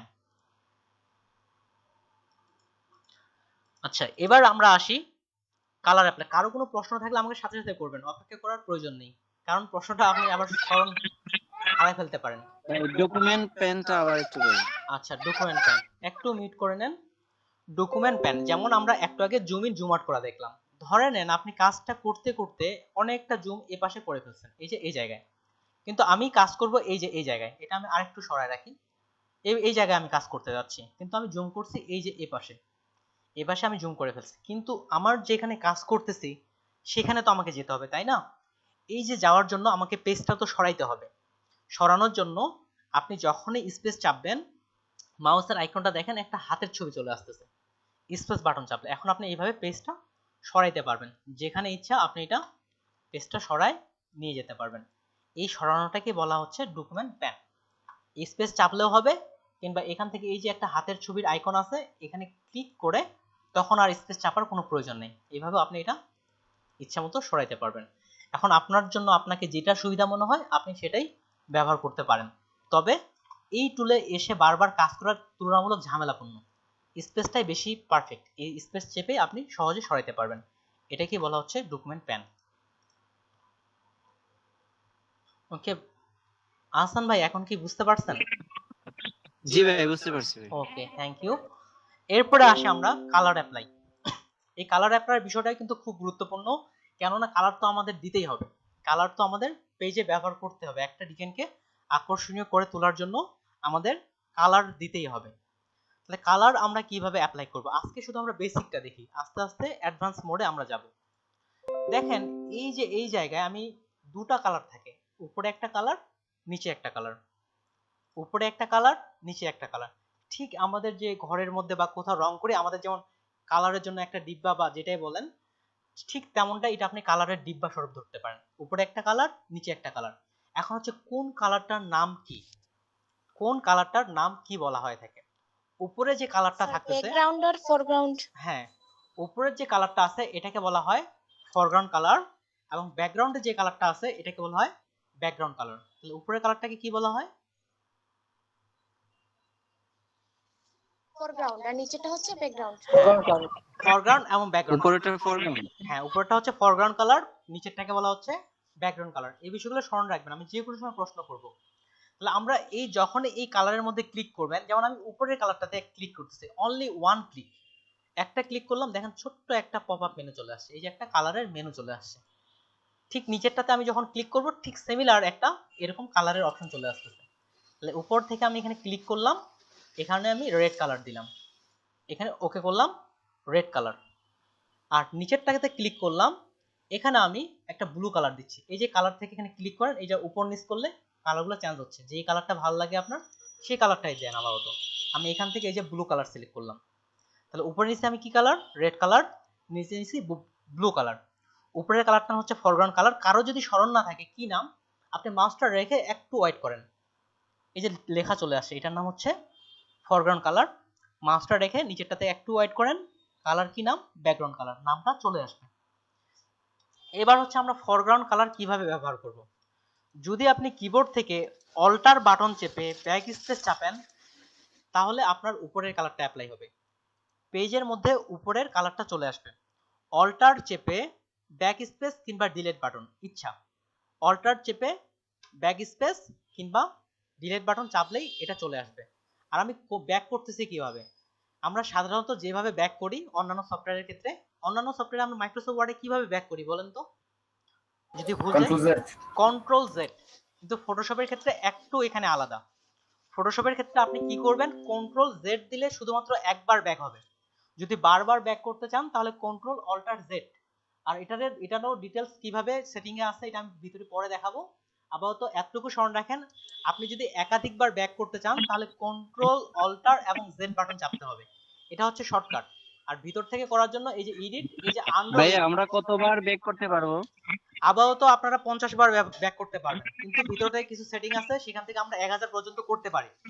আপাতত আপনাদের ডিফল্ট ভাবে যে সেটিংটা আছে 50 বার ব্যাক করতে পারবেন, ঠিক আছে। তাহলে আমি প্রথমে এই কালারটা অ্যাপ্লাই করার জন্য আমাকে কি করতে হবে, কিবোর্ড থেকে অল্টার চেপে, আমার সঙ্গে একটু বলার চেষ্টা করুন, তাহলে একবারই হয়ে যাবে, ব্যাক স্পেস বা ডিলিট। আর যদি পিছনের কালারটা নিচেরটা দিতে চাই তাহলে কি হবে, কন্ট্রোল চেপে ব্যাকস্পেস, কন্ট্রোল চেপে ব্যাক স্পেস কিংবা ডিলিট বাটন। তাহলে আমরা কিন্তু কালার অ্যাপ্লাই একদিক থেকে শিখে ফেলছি। এখন অল্টার চেপে ব্যাক স্পেস দিলে রেড কালার, আর নিচে দিয়ে আমি এখন গ্রিন কালার দিতে চাই, এখান থেকে গ্রিন কালারে আসলাম, নিচে দিয়ে দিলাম। থামেন, আমি একজনকে বলতেছি, নাম ধরে বলবো। আচ্ছা দিতি ঘোষ, আপনি আমাকে শুনতে পাচ্ছেন?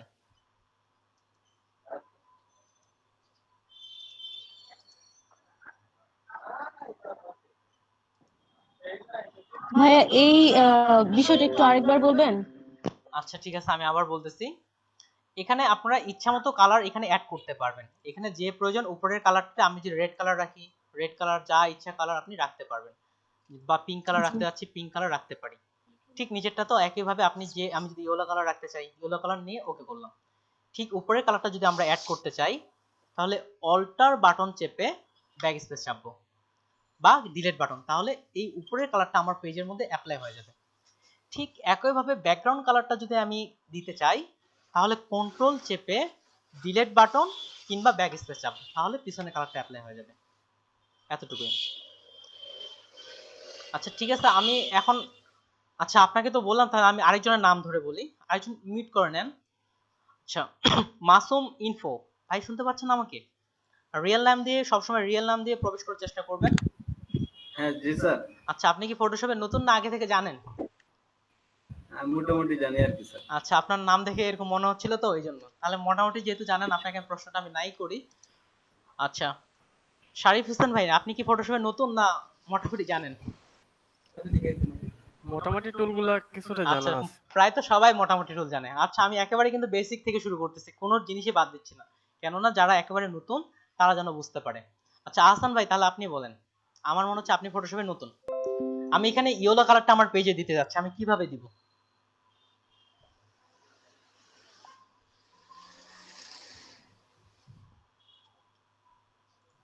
ট্রাই করেন, স্মরণ আছে কি ভাই? কন্ট্রোল ব্যাকস্পেস ভাই।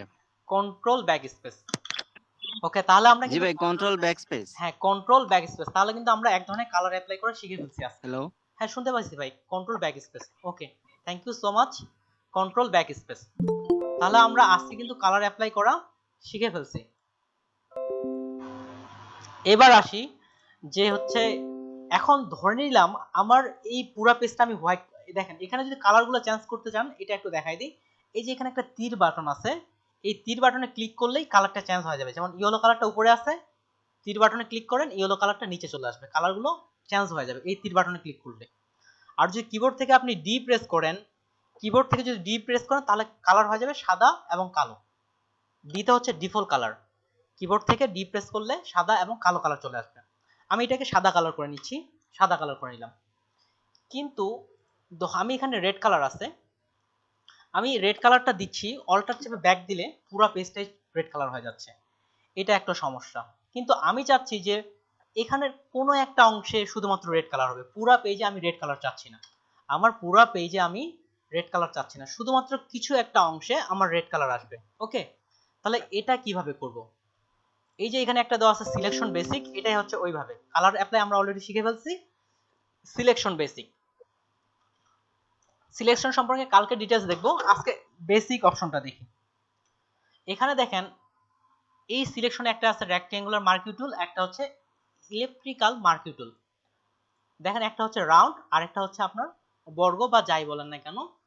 তাহলে আমি এখান থেকে এই টুলটা সিলেক্ট করলাম, সিলেক্ট করার পর মাউস টুলটা এখানে দেখেন, এখানে রাইট বাটন ক্লিক করলে এই যে তীর আছে, এখানে রাইট বাটন ক্লিক করলে এই ভিতরের অপশনগুলো শো করাবে।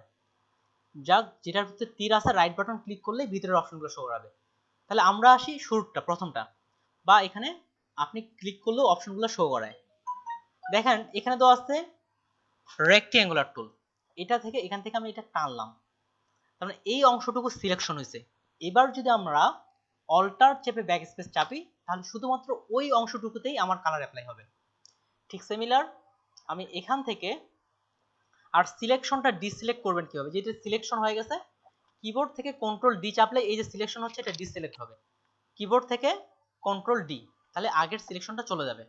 আর যদি ভিতর থেকে করতে চান তাহলে কিভাবে করবেন, সিলেক্ট, সিলেক্ট থেকে ডিসিলেক্ট, এই যে দেখেন সিলেক্ট কন্ট্রোল ডি দুটাই দেখা দিচ্ছি। ঠিক এবার যদি আমি একটা বৃত্ত নিতে চাই, এই যে ইলেকট্রিক্যাল তুলে আসলাম, এখানে আমি একটা বৃত্ত নিলাম, আমি চাচ্ছি যে এখানে নিচের কালারটা অ্যাপ্লাই করব, এখানে আমি একটা ব্লু কালার রাখি। তাহলে আমাকে এখন কি করতে হবে বলেন, কন্ট্রোল চেপে ব্যাক স্পেস, তাহলে শুধুমাত্র এই অংশটুকুতে আমাদের কালার অ্যাপ্লাই হয়েছে। তাহলে আমরা যে কোনো একটা নির্দিষ্ট জায়গায় কালার অ্যাপ্লাই করতে চাই, যেই জায়গায় আমার কালার অ্যাপ্লাই প্রয়োজন ততটুকু আপনি সিলেকশন করবেন। আমি আবার পুরো পেজটা হোয়াইট করে নিচ্ছি। এখানে একটা বিষয় এখন একটু গুরুত্বপূর্ণ বিষয় দেখেন, এখান থেকে যখন রেক্ট্যাঙ্গুলার নিচ্ছি আমি, এটা ইচ্ছামতো আপনি এই যে ছোট বড় হচ্ছে, ইচ্ছামতো ছোট বড় যেমন ইচ্ছা করতে পারছেন। যদি আপনি এই অবস্থায় কিবোর্ড থেকে শিফট বাটন চাপেন তাহলে এটা আপনার পারফেক্ট ভাবে একটা স্কয়ার হবে, আমি চাইলেও আপনি সরাইতে পারবেন না, ঠিক একটা পারফেক্ট ভাবে স্কয়ার তৈরি হবে। এটা ডিসিলেক্ট করতেছি। ঠিক সিমিলার আমি যখন এখান থেকে বৃত্ত টুলটা নিচ্ছি, এখানে ক্লিক করলাম, এখন বৃত্ত দেখেন এক পাশে বাঁকা এক পাশে লম্বা কেমন হয়ে যাচ্ছে, পারফেক্ট একটা বৃত্ত তৈরি হচ্ছে না। এই অবস্থায় যদি আমি এখন শিফট বাটন চেপে যদি চাপি, দেখেন এটা একেবারে একটা পারফেক্ট বৃত্ত হবে, একেবারে একটা পারফেক্ট বৃত্ত। এবং এই অবস্থায় আপনি যদি স্পেস বাটন চাপেন তাহলে এটাকে আপনি এই যে ইচ্ছামতো সরাইতে পারবেন, যে আমি এই পাশে এই কোণে বা এই কোণে ইচ্ছামতো আমি এটাকে সরাইতে পারবো। তাহলে আবার আসি, আমরা যদি পারফেক্ট কোনো বৃত্ত তৈরি করতে চাই বা যেমন পারফেক্ট বৃত্ত তৈরি হতে যাচ্ছে না, তাহলে আমাদের কি বাটন চাপতে হবে, শিফট বাটন চাপতে হবে। ওই তাহলে এটা দেখেন হ্যাঁ একেবারে পারফেক্ট একটা বৃত্ত হচ্ছে। আর যদি আমরা স্পেস বাটন চাপি তাহলে এটা আমরা সরাইতে পারবো। আর যদি শিফট এবং অল্টার বাটন একসাথে চাপেন তাহলে কি হবে, এটা একেবারে মিডিল বরাবর ছোট বড় হবে, বা এইভাবে টানেন মিডিল বরাবর ছোট বড় হচ্ছে। যেমন শিফট চাপছি একটা কোণ থেকে ছোট বড় হচ্ছে, শিফট এবং অল্টার যদি আমরা একসাথে চাপি তাহলে এটা একেবারে মিডিল থেকে ছোট বড় হবে। তাহলে এই বিষয়টা আরেকটু আমি রিভিউ করি যেন অনেকের একটু বুঝতে অসুবিধা হতে পারে। এখান থেকে আমরা রেক্ট্যাঙ্গুলার টুল নিয়ে যেভাবে ইচ্ছা আপনি নিতে পারেন, কিন্তু পারফেক্ট যদি আপনি একটা বর্গ তৈরি করতে চান তাহলে শিফট চেপে ধরলে এটা একটা পারফেক্ট বর্গ তৈরি হবে। কিন্তু এটা ছোট বড় হচ্ছে একটা কর্নার থেকে, শুধুমাত্র একটা কর্নার থেকে। যদি অল্টার চাপি তাহলে এটা মিডিল বরাবর সরল, এই যে মিডিল থেকে ছোট বড় হবে। আর যদি আপনি স্পেস চাপেন তাহলে এটা ইচ্ছামতো এভাবে সরাইতে পারবেন। ঠিক সিমিলার বৃত্তর ক্ষেত্রেও। তাহলে আমি এখান থেকে একটা বৃত্ততে কালার অ্যাপ্লাই করতেছি, এই যে এখানে একটা বৃত্ত নিলাম, এখানে এখন ব্ল্যাক কালার দিতে যাচ্ছি, অল্টার চেপে ব্যাক দিলাম, এখানে একটা ব্ল্যাক কালারের চলে আসছে। এই হচ্ছে সিলেকশনের বেসিক, আজকে এতটুকু। এখন আমি যদি আপনাদের বলি বাংলাদেশের পতাকা তৈরি করতে কে কে তৈরি করতে পারবেন? আচ্ছা আচ্ছা যারা আচ্ছা ঠিক আছে, যারা যারা একেবারে নতুন ফটোশপে প্রথম নতুন আসছেন, যারা অলরেডি জানেন তারা একটু আপাতত মিউট থাকেন, যারা হচ্ছে নতুন তারা কে কে আজকে ফটোশপে নতুন আছেন একেবারেই, তারা কি পারবেন বাংলাদেশের পতাকা তৈরি করতে? জি ভাই পারবো। ওকে, পারবো ভাইয়া। আচ্ছা ঠিক আছে, আমি একবার বাংলাদেশের পতাকা তৈরি করতেছি, তারপর আপনারা করবেন। তাহলে বাংলাদেশের পতাকার রেশিও কত? বাংলাদেশের পতাকার রেশিও সাধারণত কত হয়, অনুপাত কত বাংলাদেশ? 10:6। 10:6। তাহলে আমরা 10 আর 6। হ্যাঁ, তাহলে দেখেন বাংলাদেশের পতাকার সাইজ কিন্তু আমরা পেয়ে গেলাম। এই যে বললাম কখন আমরা কোন ডিজাইন করব তখন আমাদের সেই সাইজটা তৈরি করতে হবে। তাহলে আমরা এখন আপনারা কিভাবে করব, ফাইল থেকে নিউ, এখানে আমরা যেহেতু আমি আমার কম্পিউটার মনিটরের একটা ওয়ালপেপার হিসেবে নিতে যাচ্ছি, সেই হিসাবে আমি এখানে এই জন্য আমি পিক্সেলে রাখলাম। আমরা জানি 10, এখানে কি আমরা 10 দিব, এখানে কি 6 দিব? তাহলে এখানে ওয়াইড হচ্ছে 10, এখানে হচ্ছে 6। যেহেতু আমার মনিটরের জন্য করতে যাচ্ছি এজন্য কত হবে 72। আর কালার মোড কি দিব, আমার মনিটরের ওয়ালপেপার জন্য করতে যাচ্ছি 8GB। তারপরে কি করতে হবে, এখানে ফ্ল্যাগ লিখে দিতে হবে, ওকে। দেখেন পেজ তো অনেক ছোট হয়ে আসছে, এটা তো দেখতেই পাচ্ছি না। দেখেন জুমের এখানে 100% জুম লেখা আছে। বা হ্যাঁ ভাই বলেন।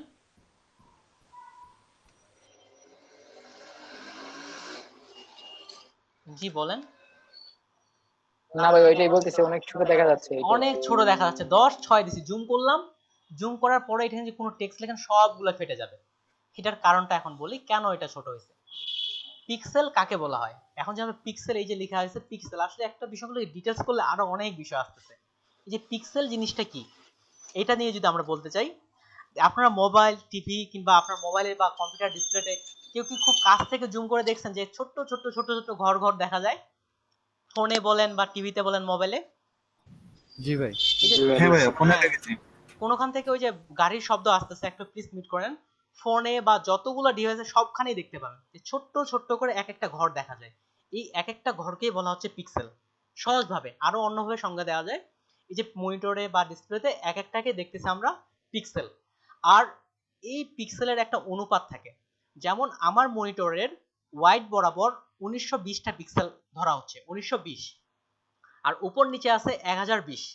এই জন্য হচ্ছে এই পিক্সেলের আপনার দৈর্ঘ্য এবং প্রস্থের গুণফলকেই বলা হচ্ছে রেজুলেশন। পিক্সেলের দৈর্ঘ্য এবং প্রস্থের গুণফলটাই হচ্ছে আপনার পিক্সেল।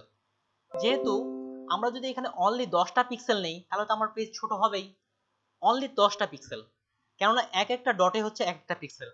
এই জন্য আমি এখানে ওয়াইড নিলাম 1000 আর এখানে নিচ্ছি 600। তাহলে কি আমার বাংলাদেশের পতাকার অনুপাতটা ঠিক থাকবে যদি 1000 এখানে 600 নিই? অবশ্যই ঠিক থাকবে অনুপাতের দিক থেকে। এখানে যদি হ্যাঁ অবশ্যই ঠিক থাকবে। এবার আমি পেজটা নিচ্ছি, এখানে পেজ নিলাম, তাহলে বাংলাদেশের পতাকার অনুপাতে একটা পেজ চলে আসছে। ঠিক সিমিলার আপনি যখন এর পরবর্তীতে যে ডিজাইন করতে যাচ্ছেন সেটার সাইজটা জানবেন, এটা কিসের জন্য ব্যবহার হবে বা সেই হিসেবে আপনি এখানে সেটিংগুলো করে নেবেন। 10:6 নিলাম।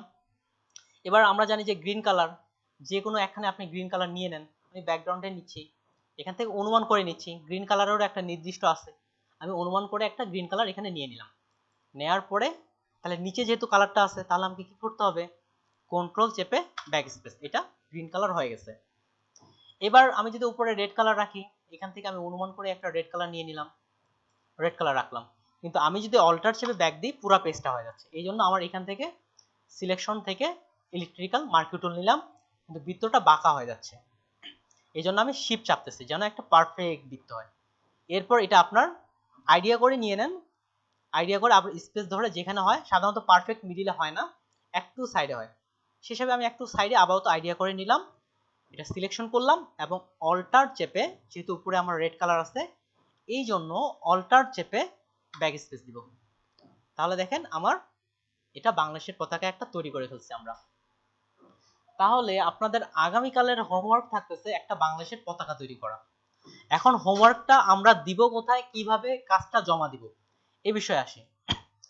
আপনারা আমাকে স্ক্রিনশট, এটা অফিস থেকে ফোন দেওয়া হয়েছে, অফিসের ফোনগুলো ধরতেই হয়। আপু আসসালামু আলাইকুম। হ্যালো, জি আপু বলেন। আমাকে কিভাবে জমা দিবেন, ফাইল সেভ করব কিভাবে এই বিষয়ে আমি আজকে দেখাচ্ছি না, আমরা ডিটেইলস সেভ করব কিভাবে এই বিষয়ে দেখব। আপাতত আপনারা আমাকে স্ক্রিনশট নিয়ে দেখাবেন। স্ক্রিনশটটা কিভাবে নিব, যারা অনেকভাবে স্ক্রিনশট নেওয়া যায়, আমি সবচেয়ে সিম্পল বা উইন্ডোজের সবার ক্ষেত্রে যেটা আছে সেটা দেখাচ্ছি। যারা উইন্ডোজ 10 ব্যবহার করতেছেন এখান থেকে আপনারা স্নাইপিং টুল নামে একটা সার্চে লিখবেন এস চাপলেই চলে আসতেছে এই যে SNI স্নাইপিং টুল নামে একটা অপশন আছে। রেকর্ডিং কি হচ্ছে, কই গেল? ওকে রেকর্ডিং হচ্ছে। তাহলে এখান থেকে বিষয়টা দেখেন আবার স্ক্রিনশট কিভাবে নিব। এস স্নাইপিং টুল, এই যে স্নাইপিং টুল এটা ওপেন করবেন, তবে জুম করে নেবেন বাংলাদেশের পতাকাটা। জুম করে নিলেন, এখান থেকে স্নাইপিং টুলে আসলেন, এটা ক্লিক করলেন। ক্লিক করার পর এই যে এখানে নিউ বাটনে ক্লিক করবেন। নিউ ক্লিক করে আপনার ফুল একটা পেজ নেবেন। আমি পুরা পেজ দেখতে যাচ্ছি। পুরা পেজের একটা বাংলাদেশের পতাকা নিয়ে এই যে এখান থেকে একটা সেভের আইকন আছে, এখান থেকে সেভ, এটা আপনি ডেস্কটপে দিয়ে দেন বা যেখানে ইচ্ছা সেভ করেন। তাহলে দেখেন আমার বাংলাদেশের পতাকাটা একটা চলে আসছে কোথায়, এই যে এটা, ঠিক এই যে পিকচারটা, ঠিক এমন একটা পিকচার আপনারা ফেসবুক গ্রুপে, আমি ফেসবুক গ্রুপে যাই, অনেকের হয়তো অ্যাপ্রুভ করা হয়নি,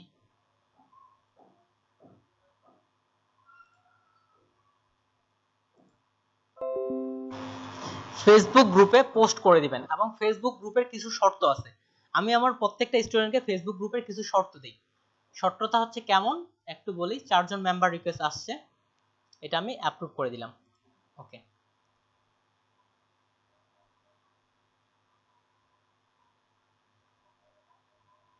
হোমে ক্লিক করলাম। এখানে আপনারা আপনার ওই যে স্ক্রিনশটটা নিলেন এই স্ক্রিনশটটা এখানে পোস্ট করবেন। ডেস্কটপে আসি, এই যে স্ক্রিনশটটা আপনি এটা এখানে পোস্ট করেন। পোস্ট করে আমরা সবাই জানি এটা গেল। এবার লাইক বা এগুলোর ক্ষেত্রে একটা অর্থ আছে, এই অর্থটা সবাই শুনেন। অনেকে চলে গেছে, এখন মাত্র আমরা কতজন আছি অনলাইনে? 44 এর মতো জন আছি। তাহলে এখানে দেখেন একটা বলি, এখানে অর্থটা, এই বিষয়টা সবাই মনে রাখবেন এবং সামনে আমরা এভাবেই কাজ করব। এখানে অনেকগুলো রিয়েক্ট আছে, তাহলে রিয়েক্টের আমরা ব্যবহারটা কেন করব না? অবশ্যই করব। আমরা প্রত্যেকের ফাইলে লাইক করব, কমেন্ট করব। প্রত্যেকের ফাইলে কার্ড ডিজাইনটা কেমন হলো শুরু থেকে শেষ পর্যন্ত আমরা লাইক করব এবং কমেন্ট করব যে কার্ড ডিজাইনটা কেমন হলো। গ্রুপে আমরা অ্যাক্টিভ থাকব। প্রথমত আমরা প্রত্যেকের ফাইলে আমরা চেষ্টা করব লাইক দেওয়ার। যদি কারো ডিজাইনটা বা কারো ফাইলটা খুব ভালো লাগে, হয়তো আজকে বাংলাদেশের পতাকা সবার একই হবে, পরবর্তীতে যখন আমরা ইউনিক ডিজাইন তৈরি করব, একেবারে যে ডিজাইন পৃথিবীর কেউ তৈরি করেনি, আপনি প্রথম তৈরি করছেন, তখন হবে সেটা। যদি আপনাকে খুব ভালো লাগে, খুবই ভালো লাগছে, তাহলে আপনি দিবেন লাভ রিয়েক্ট, সবাই একে অপরের ক্ষেত্রে। যদি মোটামুটি ভালো লাগছে তাহলে আমরা দিব ওয়াও রিয়েক্ট, যদি মোটামুটি আর কি চলার মতো ভালো লাগছে তাহলে ওয়াও রিয়েক্ট। আর যদি খুবই ভালো লাগে তাহলে লাভ রিয়েক্ট। আর যদি ভালো না লাগে বা চলার মতো, সেক্ষেত্রে আপনি অবশ্যই লাইক করবেন। না ভালো না লাগলেও বাইরে দিক থেকে এটা লাইক করবেন। তাহলে এটা হচ্ছে আমাদের গ্রুপের নিয়ম। ওকে, এদিক থেকে আমরা তাহলে যিনি পোস্ট করতেছেন বা এদিকে যিনি, তাহলে তিনি বুঝতে পারবেন যে আমার ফাইলটা আসলে কেমন হলো। তাছাড়া এই ডিজাইনের ক্ষেত্রে আমরা একে অপরে কমেন্ট করব যে আপনার ডিজাইনটা এমন হয়েছে বা আমাকে এটা ভালো লাগছে বা এরকম এটা করলে হতো, এটা ভালো হতো। কয়েকদিন পর আপনারা অনেকটা এক্সপার্ট হয়ে যাবেন। এদিক থেকে এটা। এখন স্ক্রিনশট আমরা কে কে নিতে পারবো না? স্ক্রিনশট কি আমরা সবাই নিতে পারবো? বা আপনি যে কোনো টুল দিয়ে স্ক্রিনশট আরেকবার দেখেন এটা। স্ক্রিনশট যারা উইন্ডোজ 7 ব্যবহার করতেছেন তাদের তো হয়তো এই সার্চের বাটনটা নাই, আমি জানি অনেকে উইন্ডোজ 7 ব্যবহার করতেছেন, তারা এখানে এই বাটনে ক্লিক করবেন। দেখেন যে এখানে অ্যাক্সেসরিজ নামে একটা যেকোনো একটা আপনি ফোল্ডার পেয়ে যাবেন উইন্ডোজ 7 এর ক্ষেত্রে। আমি আসি কোনটার ক্ষেত্রে, এই উইন্ডোজ সিস্টেমে দেখি, উইন্ডোজ সিস্টেমে নাই। আচ্ছা, এই যে উইন্ডোজ অ্যাক্সেসরিজ নামে একটা ফোল্ডার আছে, এখান থেকেও পেয়ে যাবেন। কেউ যদি সার্চে না পান বা উইন্ডোজ 7 বা উইন্ডোজ 10 থেকে এই যে এখানে সার্চে না আসলে এই যে স্নিপিং টুল, আচ্ছা যাই হোক হলো একটা, এটাতে ক্লিক করবেন। ক্লিক করলেই আপনার এখানে একটা অপশন এই যে চলে আসতেছে, এখান থেকে ক্লিক করবেন কোথায়, নিউ থেকে এই যে এই কোণ থেকে এই কোণ পুরোটাই একটা ফুল স্ক্রিনশট নেবেন। নেওয়ার পরে এখান থেকে এই যে সেভ বাটনে ক্লিক করবেন, তারপর যেখানে ইচ্ছা আপনি সেভ করেন, এই যে এখানে সেভ যেখানে ইচ্ছা করেন, তারপর ওটা আপনি ফেসবুকে আপলোড করবেন। আজকে এটাই আপনাদের হোমওয়ার্ক থাকতেছে। এখন এতক্ষণ ধরে যতগুলা দেখালাম, এখান থেকে যে কারো প্রশ্ন থাকলে আমাকে করতে পারেন।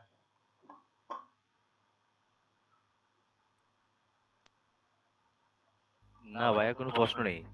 ওকে থ্যাংক ইউ সো মাচ। যেহেতু কারো প্রশ্ন নাই, আজকে আমি আপনাদেরকে আমিও প্রশ্ন করতেছি না, কালকে আমি এই যে যতগুলো বিষয় দেখাইলাম, আমি যে কারো নাম ধরে আমি প্রশ্ন করতে পারি, কিংবা তাকে ল্যাপটপের বা পিসির স্ক্রিন শেয়ার করে তাকে আমি কাজগুলো করতে বলতে পারি। ভাইয়া, জি ভাইয়া বলেন। ক্লাসের বিষয় না, গতকাল আচ্ছা বলেছিলেন ঠিক যে আছে রেজিস্ট্রেশন আচ্ছা ভাই নাম্বার ওই বিষয়ে। বিষয়টা আমি একটু পরে আসছি, ক্লাসের বিষয়টা আমরা শেষ করে নিই। আচ্ছা ভাই, আচ্ছা তাহলে আচ্ছা ভাই। তাহলে আমাদের হোমওয়ার্কের বিষয়টা বিষয়টা আমরা ক্লোজ করলাম আপাতত। তাহলে আপনাদের আশা করি এটা হোমওয়ার্ক থাকতে আগামীকাল। এখন রেজিস্ট্রেশনের বিষয়টা প্রত্যেকের মোটামুটি যারা সরাসরি রেজিস্ট্রেশন করে আসছেন গ্রুপ থেকে আর কয়েকজন বাইরে থেকে আসছেন তাদের রেজিস্ট্রেশন নাম্বারটা আমার লাগবে। আর যারা সরাসরি হোয়াটসঅ্যাপ গ্রুপ থেকে আসছেন সরাসরি তাদের ক্ষেত্রে তাদের রেজিস্ট্রেশন নাম্বারগুলো আমার কাছে আছে, সেক্ষেত্রে আপনার স্মরণ না থাকলেও চিন্তা নেই। তবে যারা বাইরে থেকে আসছেন তাদের রেজিস্ট্রেশন নাম্বার মাস্ট বি লাগবে, কেননা আপনার রেজিস্ট্রেশন নাম্বার আমার কাছে নেই। এটা একটা। আচ্ছা আমি ভিডিওটা আগে সেভ করতেছি। ভিডিওর মধ্যে রাখতে হবে এমন কোনো কথা আছে কি? আই থিঙ্ক আমার মনে হয় নাই। এখন শুধু আমরা এদিকে আলোচনা করব। জি ভাই। ওকে ভিডিওটা আমি